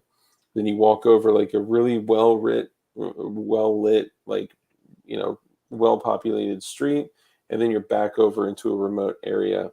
And as I crossed back over, I started walking, and I should have known. Like I literally had like spidey senses tingling. There was like literally rustling in the bushes, and I just like totally ignored it because the other part of the bike path is lower, like it's like like recessed, right? And then it eventually comes down, and they're both like level. And I keep walking, and there's like rustling and stuff, almost like I heard like a deer or an animal or something. It was a dude like kind of climbing up the hill, and he came up, and the dude pulled out a knife on me and was like, "Dame tu feria," like give me your money, whatever. Right. And I don't remember exactly what he said, but it was some shit like that in Spanish. And this dude had a knife, like the blade was like this big on it. So I literally like the second like that he said that, I just tried to rush him, and he took a swipe at me, and I had put my hand out, and I grabbed the knife, and I just twisted it out of his hand, and we got in a fist fight, and I just beat the piss out of him and took the knife, and I actually still have the knife. And yeah, and I went home, and I was leaking. And you never realize like how like even like the skin is tight there, and it wasn't even that big of a cut. Like it was just a small cut, but you never realize like how much you bleed just by like like Oh yeah, getting yep, yeah. yeah. That takes a few months to actually heal properly too. Yeah, I mean, your hands move so much, man. Like every single like move, even just moving your thumb, like that skin moves. It's Yeah, crazy. I'll talk about the last one on He had a Cali legal knife, yeah. my thumb right here. I got a nice cut right there. Mm, I was this is when I was like 16, 17. I was working at the deli and I was hmm slicing the meats. Oh, And man, this really hot chick dropped something in front of me and bent over to get it. And I looked over and I felt my thumb like just slice on the deli oh, wheel. So damn. on me, but you know, Not as crazy of a story, but well, still. yeah, I almost sliced through my whole thumb, but So you drew your Glock and you shot the. I didn't draw anything, man. There was something else that might have been drawn, but Yeah, right. controlling my hand motion. Yeah, right. Your hand motion's like. Oh, that's great. Yeah, I was like, I just was like, oh, F. Yeah, dude, that's brutal. That's yeah, it's so crazy though. Like thinking back, like the like those times where you just don't realize like how significant a situation is going to be. Like all I did was look at a chick, boom, end up opening your thumb, right? Like all I did was walk on the bike path. All I did was go to my girlfriend's house. All I did like so one of the reasons that I've kind of decided to carry like the way that I do, I now carry 24/7 even in the house. It's on me. I sleep like I literally go to sleep with a gun in my waistband now. I know it's weird, but I just have this feeling like I keep seeing these videos and hearing these reports of like gun owners that get their door kicked in while they're there, and they're sitting there with $100,000 collection downstairs, and they got nothing to defend themselves with. Like I would not be able to live with myself if I watch my family and myself be murdered while my gun collection is sitting downstairs all beautiful and clean and shit. Like fuck that. So I used to carry at work. Then when I got home, I would take it out, put it in the safe or whatever. And then a few times I had to run to the safe and go beep, chink, and I'm like, fuck that, man. I'm going to carry while I'm at home. And then when I go to bed, I take it out and, put it away. Then I realized, like, why would I take it out and put it away to go to bed? Like, fuck it, I'm going to sleep with it. So literally 24/7, it is always on me, mostly because I have a 5-year-old and it's either on me or in the safe. And on me just feels better. But I started carrying, so I got the Glock 43X with a 20 rounder in it. So I'm carrying 21 in the 43X, a backup mag of 15 rounds, and then I carry a little streamlight flashlight, and then I carry the hot sauce, which is a now this. So there's a reason for this. I used to make fun of people that carried. It's just pepper spray. It's the palm pepper I have spray. the same one, the palm. Oh, really? Yeah, Nice. and then I actually let me run and get the other one that I have. Yeah, go ahead. This is the one that I have at my door. I'll be right back. Oh, is it like a big fogger? Yeah, hold on. I'll be right back. Yeah. I'm actually gonna grab my blade because I was opening something before this.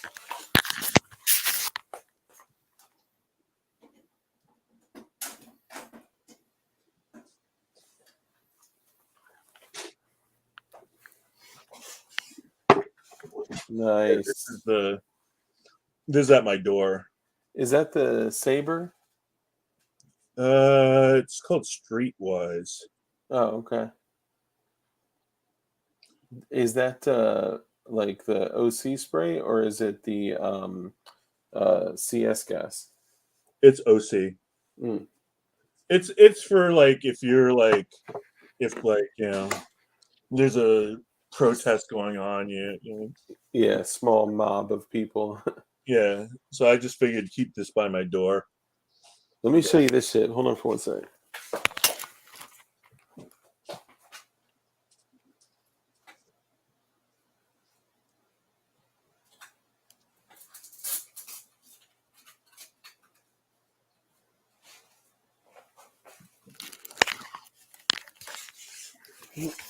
So I actually start. Oh, and before I forget, so I did take off my knife because I opened up a box. So guys, bear with me. During that whole stream, I did not have a knife in my pocket, but usually this is the knife that I carry. It's the Cold Steel Black Talon 2, and it's got like a crazy flat grind blade, and I mean, this thing is just like a brutal self-defense knife and a great utilitarian knife for like is that a fox? Yeah, it's a Fox Gambit. Nice. This is my carry knife. Fuck yeah, dude. So I I, always have this on me.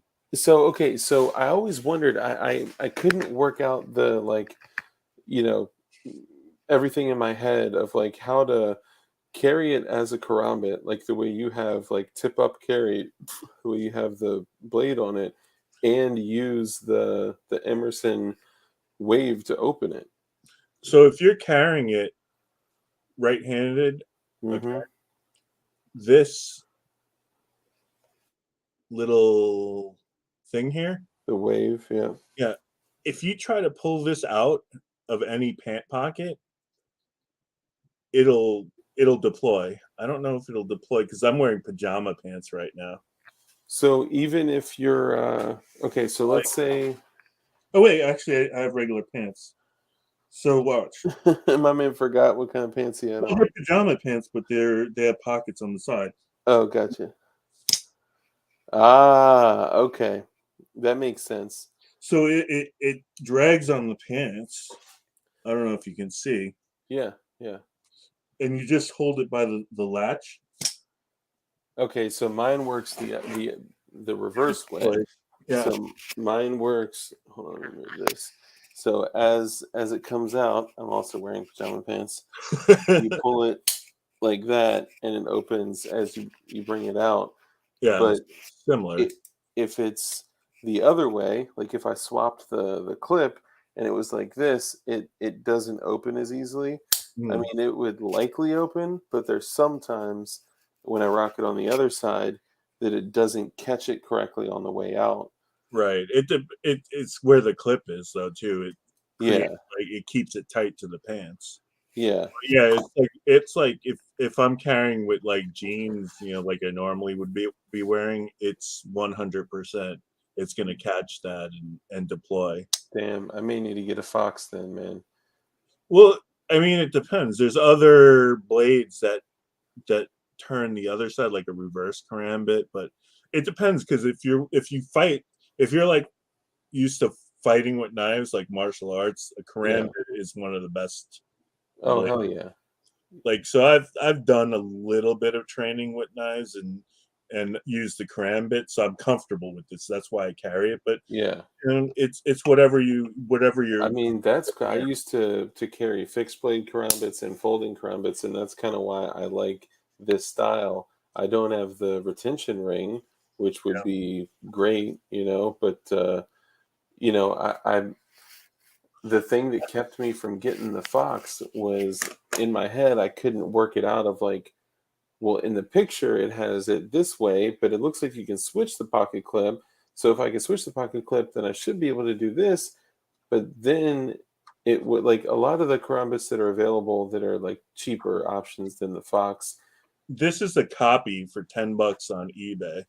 Oh no shit. Yep, and I'll put it into my pocket. Does But it suck or is it pretty decent? the blade material is 440, Yeah. but if I put it in, Damn. it opens. It works just as reliably. I mean, for self-defense, it would probably work. It's sturdy. It feels just like the Fox, Yeah. but I doubt it would hold an edge as long. Like if you're EDCing it Yeah, yeah, and you have to use it like for, if you're using it for cutting tasks all the time, it's not going to be as effective. I don't think. yeah. But as a self-defense knife, I can't see any reason why it wouldn't be, As long as it won't like close on your hand, yeah, I'm yeah. totally No, I totally mean open to it's it. an alternative if you don't have money and you want Dude, it for Ambit, $10 on eBay. I mean, so I've gotten into carrying a secondary knife that is a small fixed blade, which a guy I know.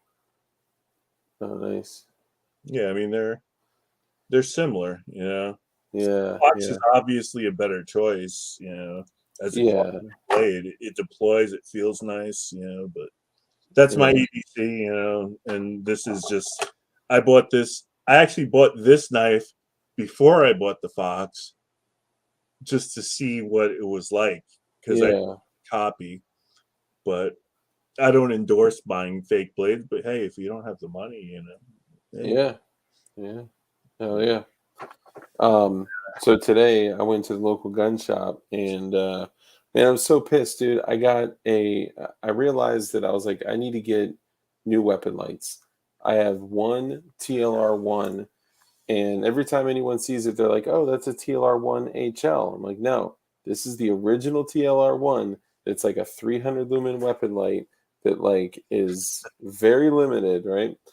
But all my gear is like for TLR1 shit, right? right, So I was like, all right, I'm gonna get a TLR1 HL, but I want to get a TLR7. I'm gonna have Arcane Tactical do a crazy ass Cerakote paint job on that Glock I showed you with the red dot and all that yeah, shit. yeah, And they're actually gonna Cerakote the slide, the barrel, the back plate, the red dot, the magwell, the magazine, and the light. They were like, we'll Cerakote the light too, and it's gonna look sick as shit. So I ordered a TLR7, and it got delivered, and it said it was delivered, but it's nowhere to be found. Gone. It's huh, been like 6 days. Nothing. And I'm like, well, maybe a neighbor will bring it to me. Like, hey, I got your package. Nothing. And I'm like, fuck, dude, that's and I got it for like $90. And I was like, it's a great deal, but it's gone. And I know I could be a dick and just click return, request refund, done. And I could be a dick, but the seller fulfilled their part of the transaction. Like how, you know, so I gave them a shot and I was like, hey, like I hit him up and I was like, hey, it's missing. I'm not gonna hold you accountable for it, right? But I'm looking for your help. What was it in a box or was it in a bag, like a padded envelope? Like what was it in?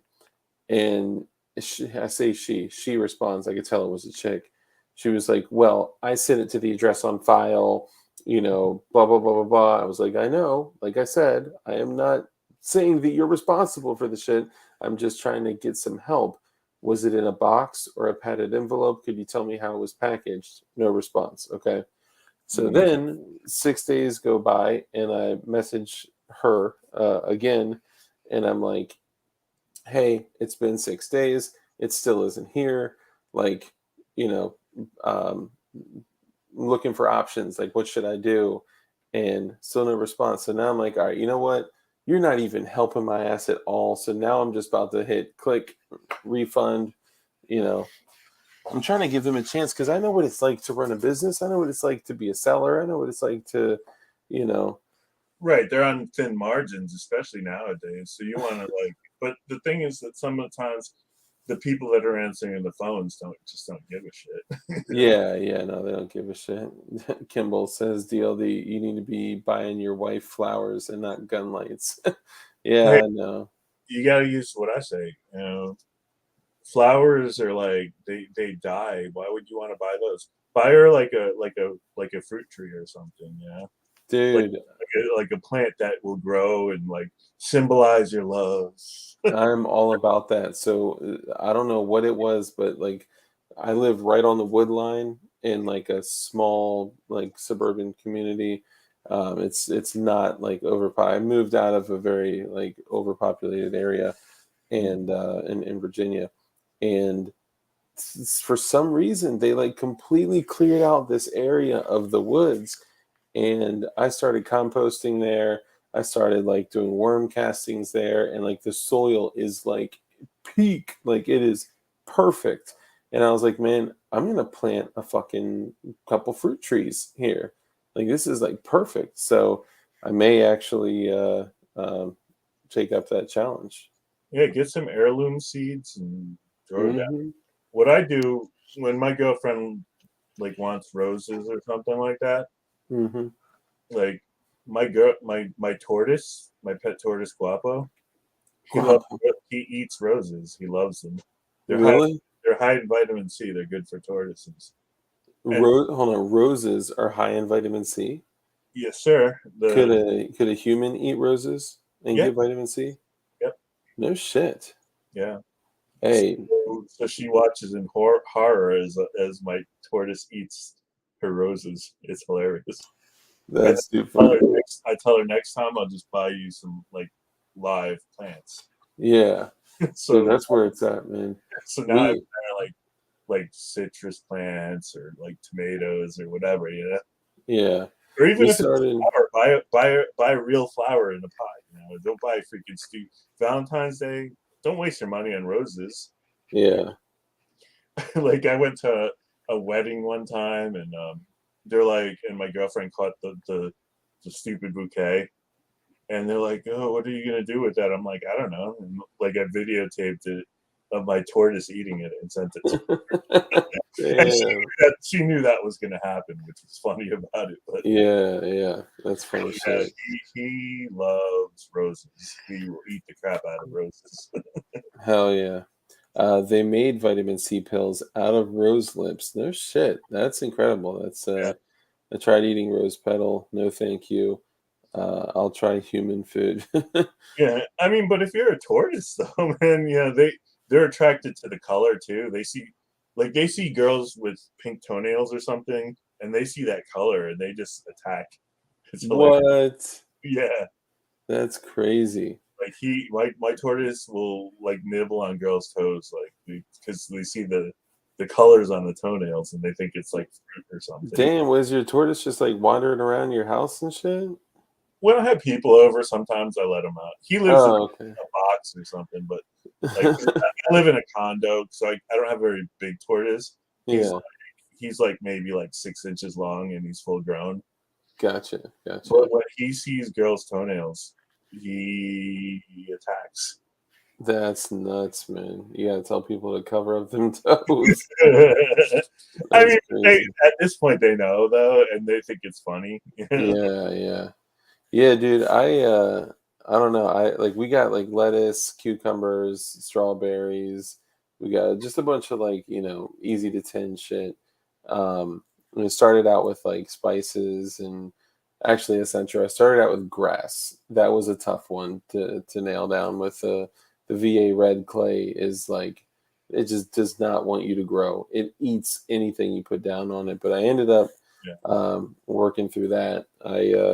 I kept laying down grass seed and then putting down hay and then watering, and then all the leaves would fall on it, and I would just leave the leaves there. I didn't realize that the tannin would actually get rinsed off the water and kill the grass seed. Like leaves will fucking kill like grass seed that is not mature, Yeah. and I was overwatering it too. But ended up getting past that, and now I've moved on to other shit. Moved on to like herbs and spices, and then I moved on to vegetables, and so now my first year strawberries were like sending some strawberries out, and then it got destroyed by the guys that do the common area. I thought it was such a great idea to put strawberries in a common area.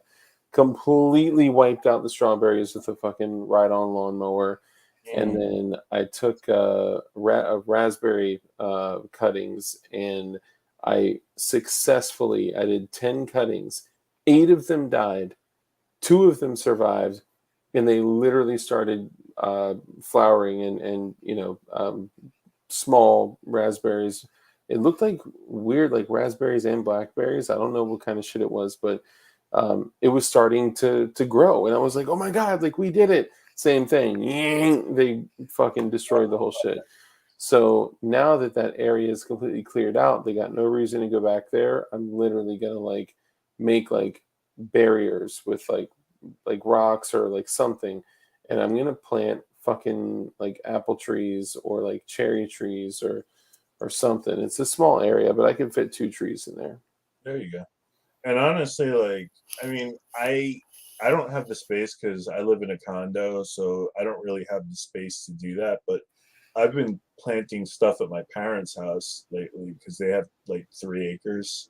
Nice. Um, you don't know. You don't know what's going to happen in the future. You might not be able to get fruit and vegetables like we have now. So Yeah. what are your thoughts on where the world is and where you think we're gonna go? Do you think we're headed to like an all out fucking like apocalyptic scenario or a breakdown or where do you think we're headed? Um, if you look at the 2008 market crash, Yeah. you're familiar with what happened back then, and then what Oh happened yeah. afterwards in the Obama years. Mm-hmm. Um, I think it's going to be worse than that.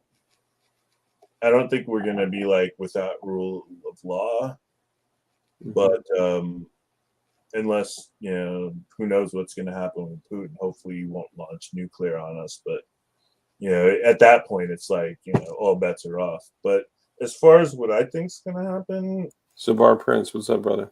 Sorry.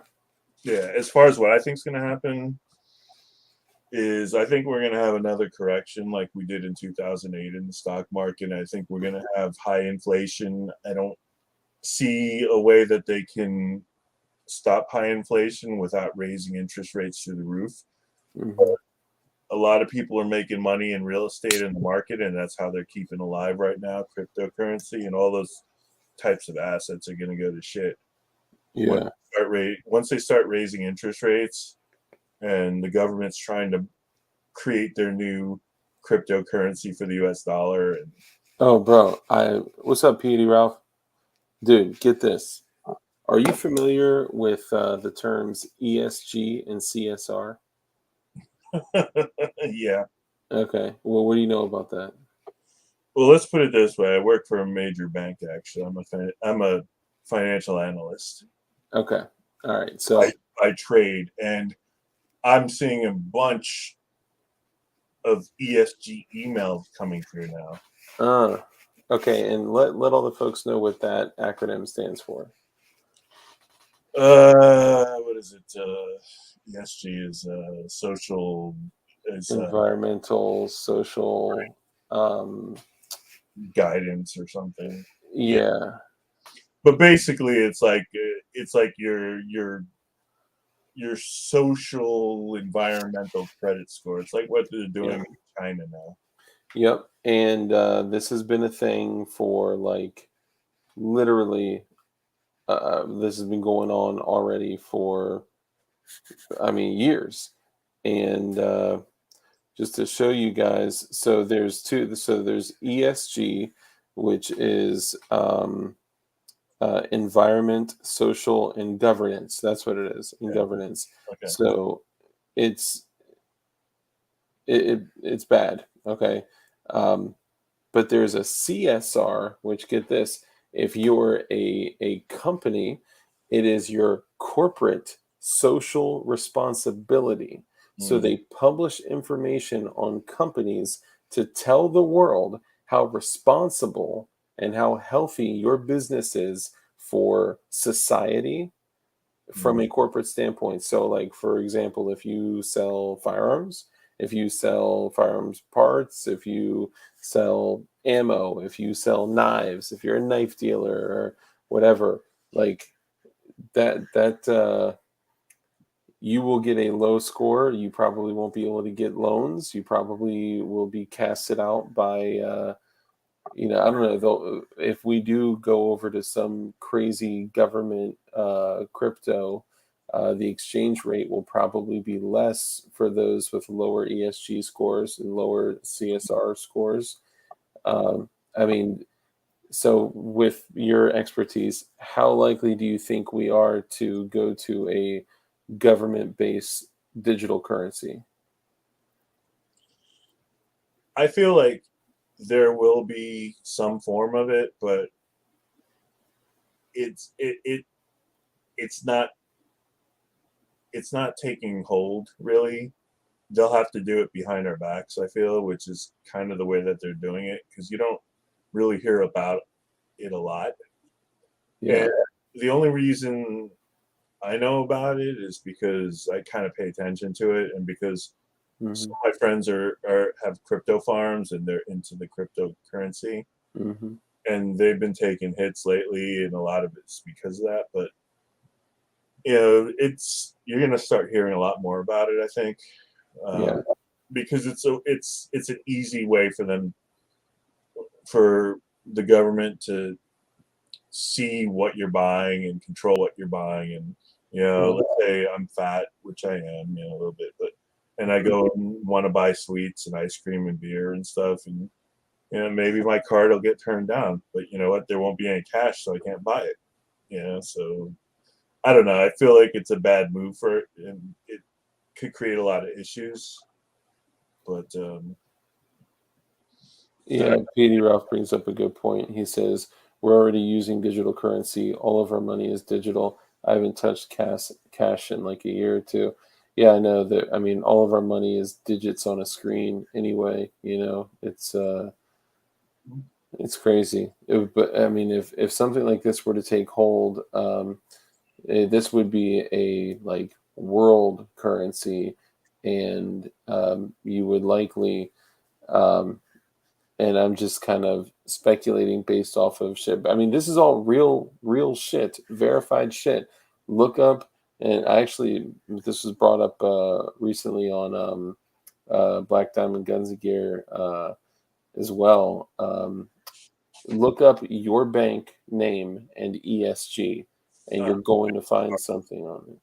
yeah, Yeah, or CSR, which is the corporate social responsibility. So, what would it look like if the government is in control of every single transaction and they don't want firearms companies to be in business? They don't want, you know, um, a company that could equip you with something for self preservation or fighting tyranny or whatever, you know. it'll It, look it, like China, basically. yeah, yeah. Yeah, it either dies with us or it lives with us. Uh, yeah, I don't know how crazy we need to get down this, but it is a reality. It is happening, and we're going to transition to something like that. Um, Yeah, the bottom line is the less government in our life, the better. I mean, there has to be some government, but the less, the better. I mean, you look at what's happening in China. They're basically getting ready to freaking lock down their capital city because of COVID, and COVID's not even killing people anymore. They're just yeah. locking it down because of control. Yeah, Well, people are getting sick, but it's like the flu. But they're basically getting ready to lock down like a billion people in China. yeah. I mean, honestly, I thought COVID disappeared once Ukraine happened. You Yeah, know, not funny. that now that's like okay, it's giving them an excuse to track their people in China. Where if you go outside of your house and you don't have a cell phone on you, a drone will come and like tell you to go back into your house and like get your phone so that they can track you. It's ridiculous. It's gotten to that point. Yeah. Thankfully, we don't have that here, but Yeah, it's it's crazy. crazy. It's I don't want to, promote the whole black pill thing, but I will say it a lot of times it feels like we're in a dark place headed to a darker place. So, Yeah. Well, that's uh, the way society swings sometimes. yeah, I mean, we're way overdue for a market correction, which is definitely going to impact the financial livelihood of every person. Even if it starts with just hitting, you know, realtors and brokerages and whatever, and everything from mutual funds to fucking financial advisors, and just kind of trickling down from there. And then I don't know what it's going to look like, but I heard somebody say something that really resonated. They were like, most people are 9 meals away from eating their neighbors.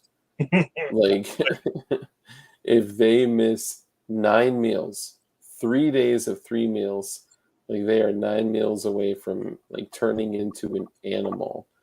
And Trust me, I know. It's like I have like friends. I'm like I call them like when I get off work.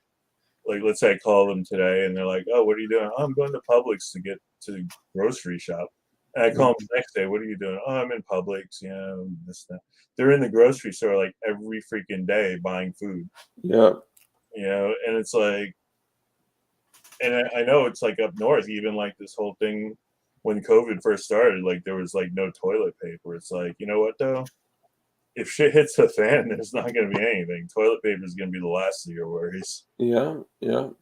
You Yeah, know, I mean, even like people that are like preppers that I know, and I really want to push people away from prepping. Like, the real win is like setting up something with like renewable sources of water and food. And I know we're not all in those situations. Like you said, you're in a condo.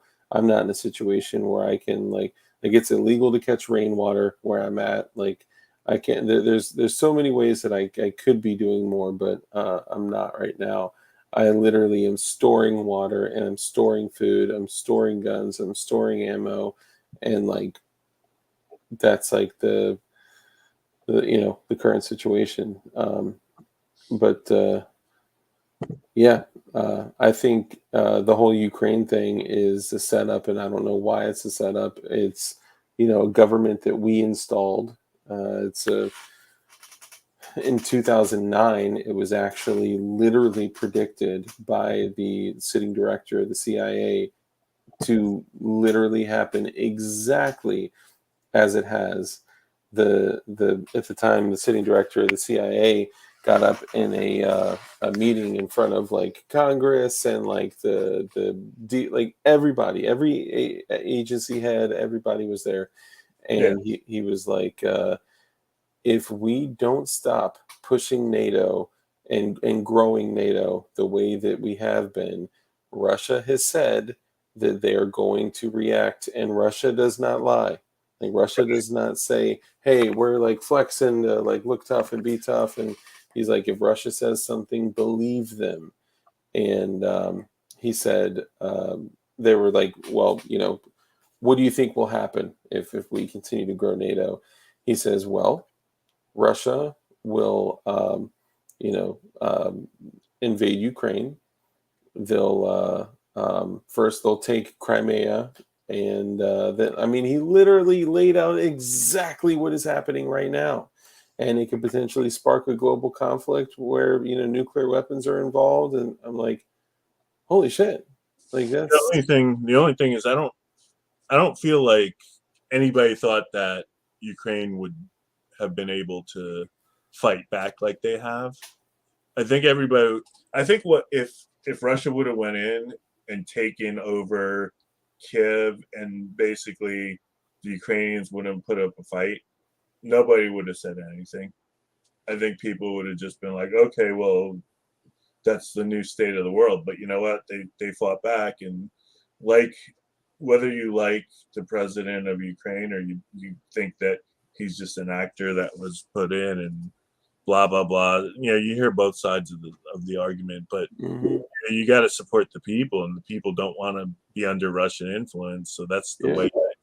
That's the way that I look at it. If the people don't want it, then I feel fine for us supporting and for Europe supporting it. But I don't think anybody expected it to go this way. And my only worry is if China decides to go for Hong Kong, or for Taiwan. I'm sorry. yeah, yeah. No, I knew what you were saying, even though, yeah. Yeah, Yeah, I mean, there's a lot of ways this could play out, and and we have each a weak ass president, unfortunately. Yeah, and I'm wondering if all that's like by design. If the whole cabinet, everything is set up, for this to happen for some reason, and like there's got to be like what it's just like a coincidence that like the whole Barisma thing being uh you know uh basically a uh uh what do you call it, Jesus Christ, like a money laundering kind of thing, like a paycheck for politicians. Yeah. um yeah, I don't know. But all I know is the best thing for us to do now is to love our families, the people in our lives, Mhm. enjoy life, be engaged with our lives. You know, Don't live to excess though. Don't like blow your money and like keep everything in reserves. Just yeah, be hey, smart. yeah, yeah. Don't get caught with your pants down when shit hits the fan if it does. And I'm not Mhm. saying without rule of law. I'm saying like if you don't have toilet paper and there's the bare shelves, what are you gonna do? You gotta think about that. Like, because it happened maybe like 2 years ago.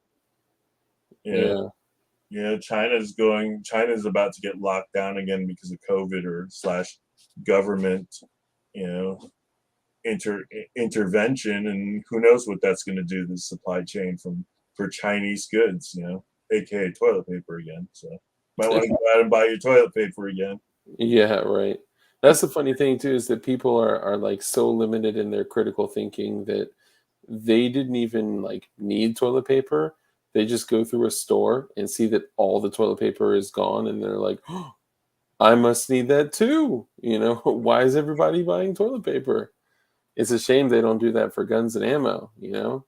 Like, Then there jeez. would be less ammo for us. Yeah, I know, There right? already is less ammo. Yeah, It's a freaking disaster. I mean, granted, I don't have that issue really, but people as a gun owner, and there's a bunch of new gun owners that are friends of mine now, they're like, and they were never into guns, and they're like, where can I buy ammo? I'm like, here's a pack of 50 bullets, just take this. And like I'll give my good friends ammo, yeah, and they've never been against guns, they just have never bought guns. yeah. I've Yeah. had some people that were anti-gun that have changed their way of thinking. Even like family. I've had family that like my whole life were like, "Yo, you are crazy.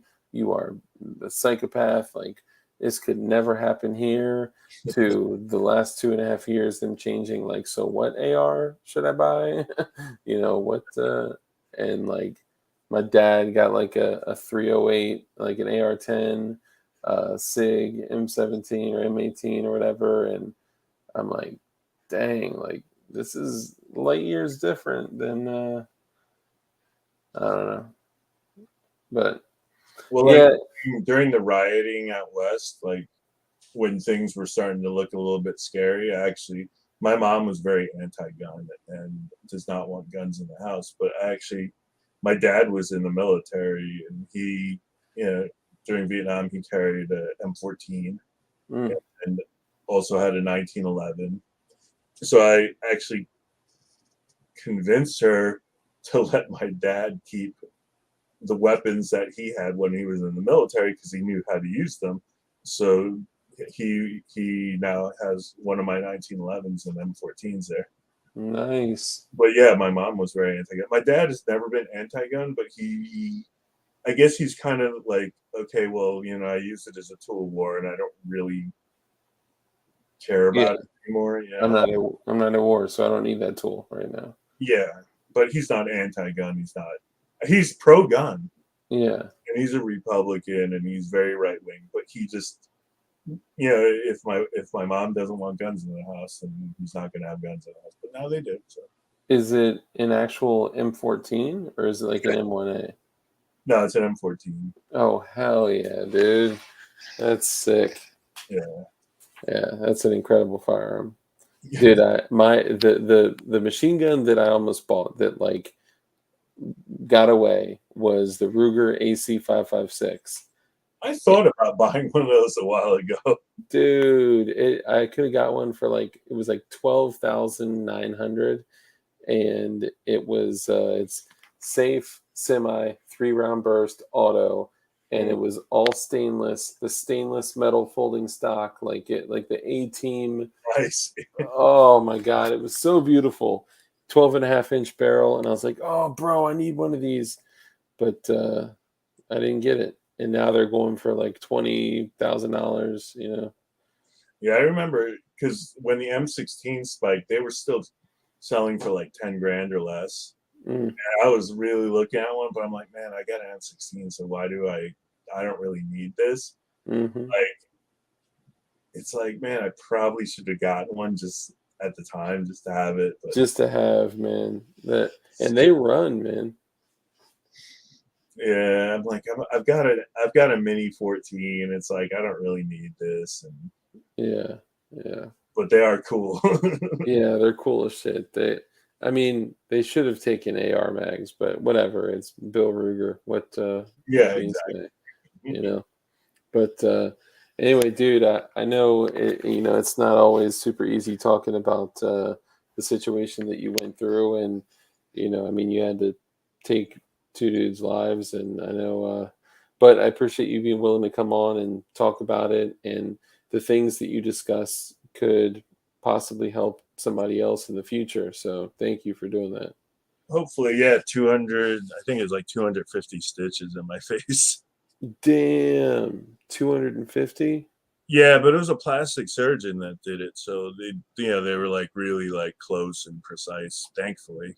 Yeah, But yeah, damn. we called a plastic surgeon in for it. But yeah, I mean, it's not tough talking about it now because like 20 years later. Yeah, yeah. And because maybe if I share it with people, it could help them out. I mean, the bottom line is if you can carry a firearm safely, then do it because especially if you live in a city, you never know when danger is gonna or evil is gonna approach you. I mean, you can't, you can be like, oh well, I live in a beautiful community and everybody drives a Lexus and my neighbors are cool and stuff. But you know what though? You live in a great neighborhood, but where's somebody gonna come and rob if they're gonna come to a beautiful neighborhood because Mm, that's where all the people have nice stuff. You yeah, never know when it's going to hit you. You never know. It's just and that's the other thing. You always have to keep your eye on your environment too. It's not all about carrying a gun. That's one part of it, but you also have to be conscious of your environment and know what's around. Don't be staring at your cell phone when you're walking down the street, because yeah. somebody's going to rob you. Don't look like a victim. People use that. They use their cell phone as like a defense mechanism, when really what it does is it removes you from your ability to have situational awareness. Exactly. you know they're like, oh, if I'm busy on my phone or talking on my phone or like whatever, head down like this, like people aren't going to fuck with me. Like, no, that is the time that they fuck with you. I just watched a video on, I know a lot of people don't like active self-protection, whatever. I watched his shit, and there was a dude in I think it was Brazil, where he was at the window of his wife's car, and they were talking, and two dudes came from behind him, and they pointed, it looked like a pipe shotgun or maybe a pump shotgun, but it was a shotgun of some sort. Mm. And the two dudes rolled up on him. He was right here. They came like this, and the one guy grabbed him and was like, "Give me your money or whatever. Give me the car keys." He didn't see the other guy to like behind him that had the gun on him. So he immediately goes in to start fighting with this guy, and you could tell he was like going to jump in and start going hard. And he didn't see the other dude had a shotgun. The dude was like, boom, right in the back. Yeah, you With got to always be aware of your surroundings. yeah, yeah, Yeah, like especially if you're carrying a gun, because if you're not, like, let's say you're carrying a gun and you're looking in your phone, man, somebody can disarm you pretty easily yeah, and then yeah, use your own weapon against you. So Yeah, they're gonna have to reach all up in my pants, all near my junk. They're that's why I stay with the appendix carry now. I used to carry strong side, 3:30, 4 o'clock position and inside the waistband, but I've gone to appendix. Yeah, I carry Um, appendix on the right side as well. yeah, I actually switched over to the JM4 tactical holsters, and they literally have a magnet, right? You drop the whole unit in your pants, and then like that, the magnet just goes like boom, and then it's on there solid. And then So if you wanted to remove the whole unit, you just remove the whole thing. Do whatever you gotta do, take a piss, whatever, drop the whole unit back in there, and then let the magnet close. Boom, ready to go. nice. I like Yeah, that. it's like this. I'm actually um, gonna have the guy come on. The first thing I said is kind of funny. I was like, dude, these are ugly as dog shit. And the guy was like, what the fuck did you say about my holsters? And I was like, dude, man, I'm used to like super high speed, like kydex. That's like, but these just aren't attractive to me. But the moment that I put my shit in there and put it in my pants and just closed it around a gun belt, I was like, oh my God, like this is incredible. Threw it in sweatpants, closed it. It was like nothing, no gun belt needed. Like it's crazy. And Cool. then I was like, well, shit, like could this, if I put in like a Beretta cockback off safety on accident, or of course I wouldn't do that, but let's just say, or if I put in like a 1911 that's cocked and locked, and for some reason I didn't swipe the safety on correctly, if I put it in there, would the pressure of that neodymium magnet pull the trigger? They have tried every possible thing to discharge firearms with their magnets, even the raw magnets, like without being in the holster, or with clothing on either side or whatever, and they physically cannot do it. Yeah. And yeah, but this is good shit. I actually have an affiliate link, and I think I may even have a discount code now, but I'm gonna start fucking with them just as another option. I'm gonna have like a holster consortium, but dude, I've never had a holster that comfortable. For all my folks out there that have helped me with holsters along the way, I'm sorry. It's just mad comfortable, super easy carrying, comfortable. Yeah. But anyway, I want to make sure that we get you some support tonight too, guys. He's trying to grow a YouTube channel. Maybe we can give him some encouragement by subscribing to his channel. He's got a shitload of videos of like machine guns and just cool shit like Glocks with switches and M16s and you Not know yet, but I will. I will. I have the material. I just need to actually have time to do it and actually just motivate myself. But this being on yeah, the show is definitely motivation to get hell on yeah. the YouTubes and start doing it. And it's not, honestly, I don't see myself making any money off doing that, but it's just Yeah, for fun and just for sharing knowledge and yeah, just there ain't no money in YouTube. Not until you get like beyond 100,000 subscribers. So don't don't feel bad. no, Um, not, you know. hold on. Somebody asked for me to drop the link. Hold on. I believe I have the link in here. Let me see. Okay, yeah, I got it right here. I'll drop it for you guys. It's it's good shit, man. I highly recommend it. I have never had a magazine or a holster that was this comfortable. I will say that I've carried every possible holster that like you can think of, from Kydex to hybrid holsters to tuckable to like whatever, and this allows me to carry a 43X with 21 rounds in it, and it's like it's not even there. No one can see me printing. So there's the Avant link for the um, JM4 tactical holsters, and they got a new line that's coming out pretty soon, and it's so affordable, it's crazy. So for all my for HCM and like all my folks out there, sorry y'all, love y'all. Um, there's one other thing I'll drop too. I'll drop the JSD link. They got new um, they got lowers in finally. They have some 17s, some 19s, some 26s in different colors. You guys are never going to be able to get these again for $119. So if you are still interested in building, get them now, because I see the last 2-3 months of this 120-day period from the ATF. I see these things going up to crazy prices. So either get the lowers that you want, or the uh, you know unfinished firearms and receivers, or get a fucking 3D printer, man. Just do your thing, get a 3D printer, and Buy the rails though too, while you still can. If yeah, you're planning on getting a 3D printer, buy the rails for the frames. yeah. Good point. Good point. I also have a Brownells and a Palmetto State Armory link. If you guys are interested, just holler at me.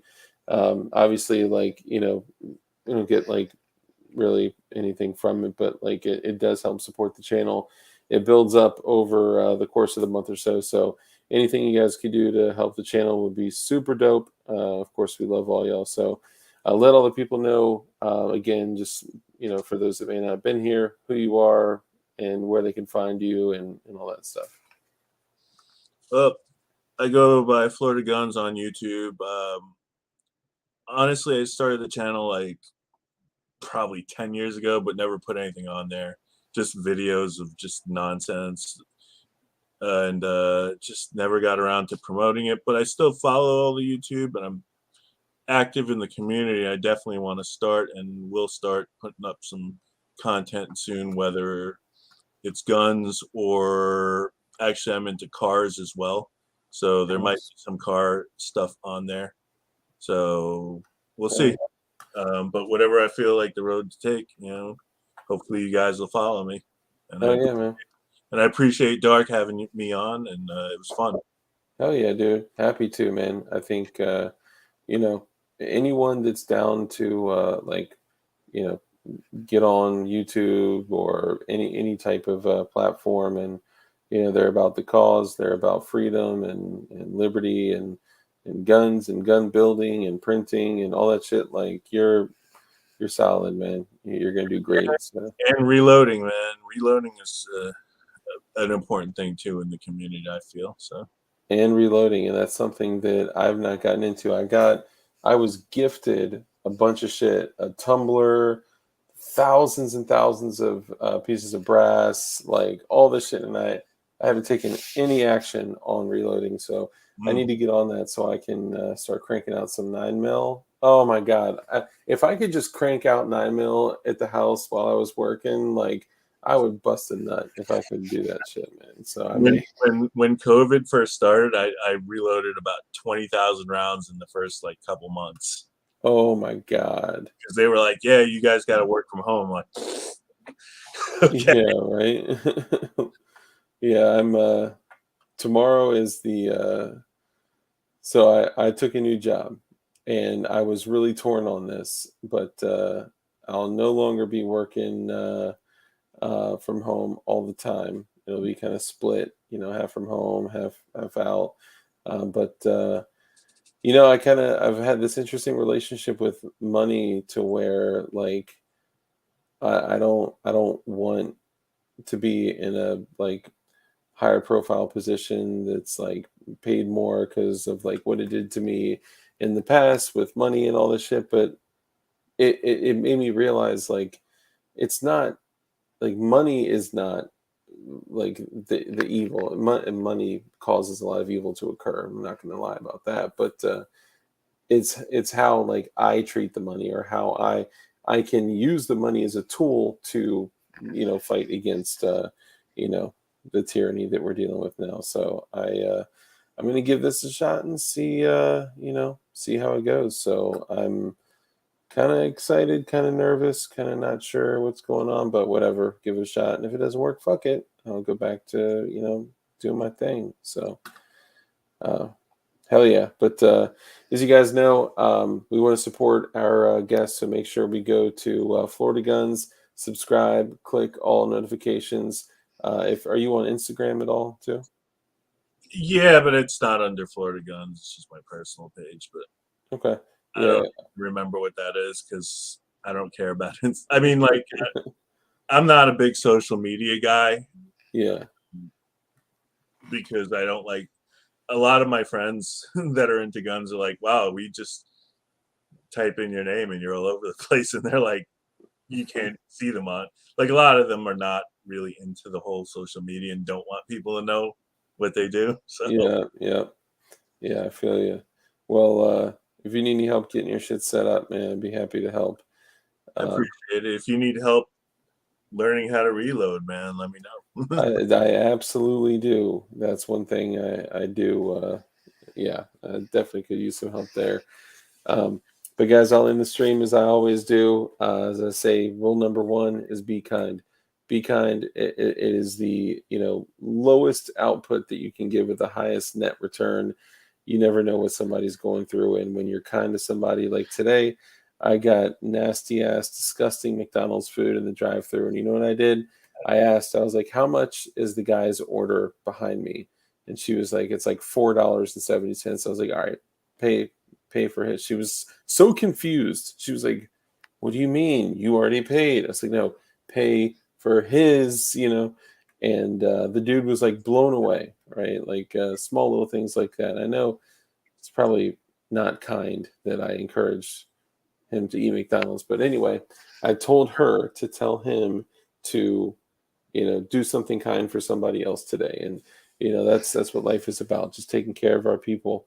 And everybody is our people. Everybody's a brother or sister, even if their values and thoughts and ideas are different than yours. They're still brothers and sisters. So live a life of care, compassion, contribution. And we all know that the only way for good to conquer evil is for good men to be highly skilled in violence. So make sure that you are becoming as highly skilled in violence as you possibly can be, and be safe and be dangerous and keep that thing on you. So that's it.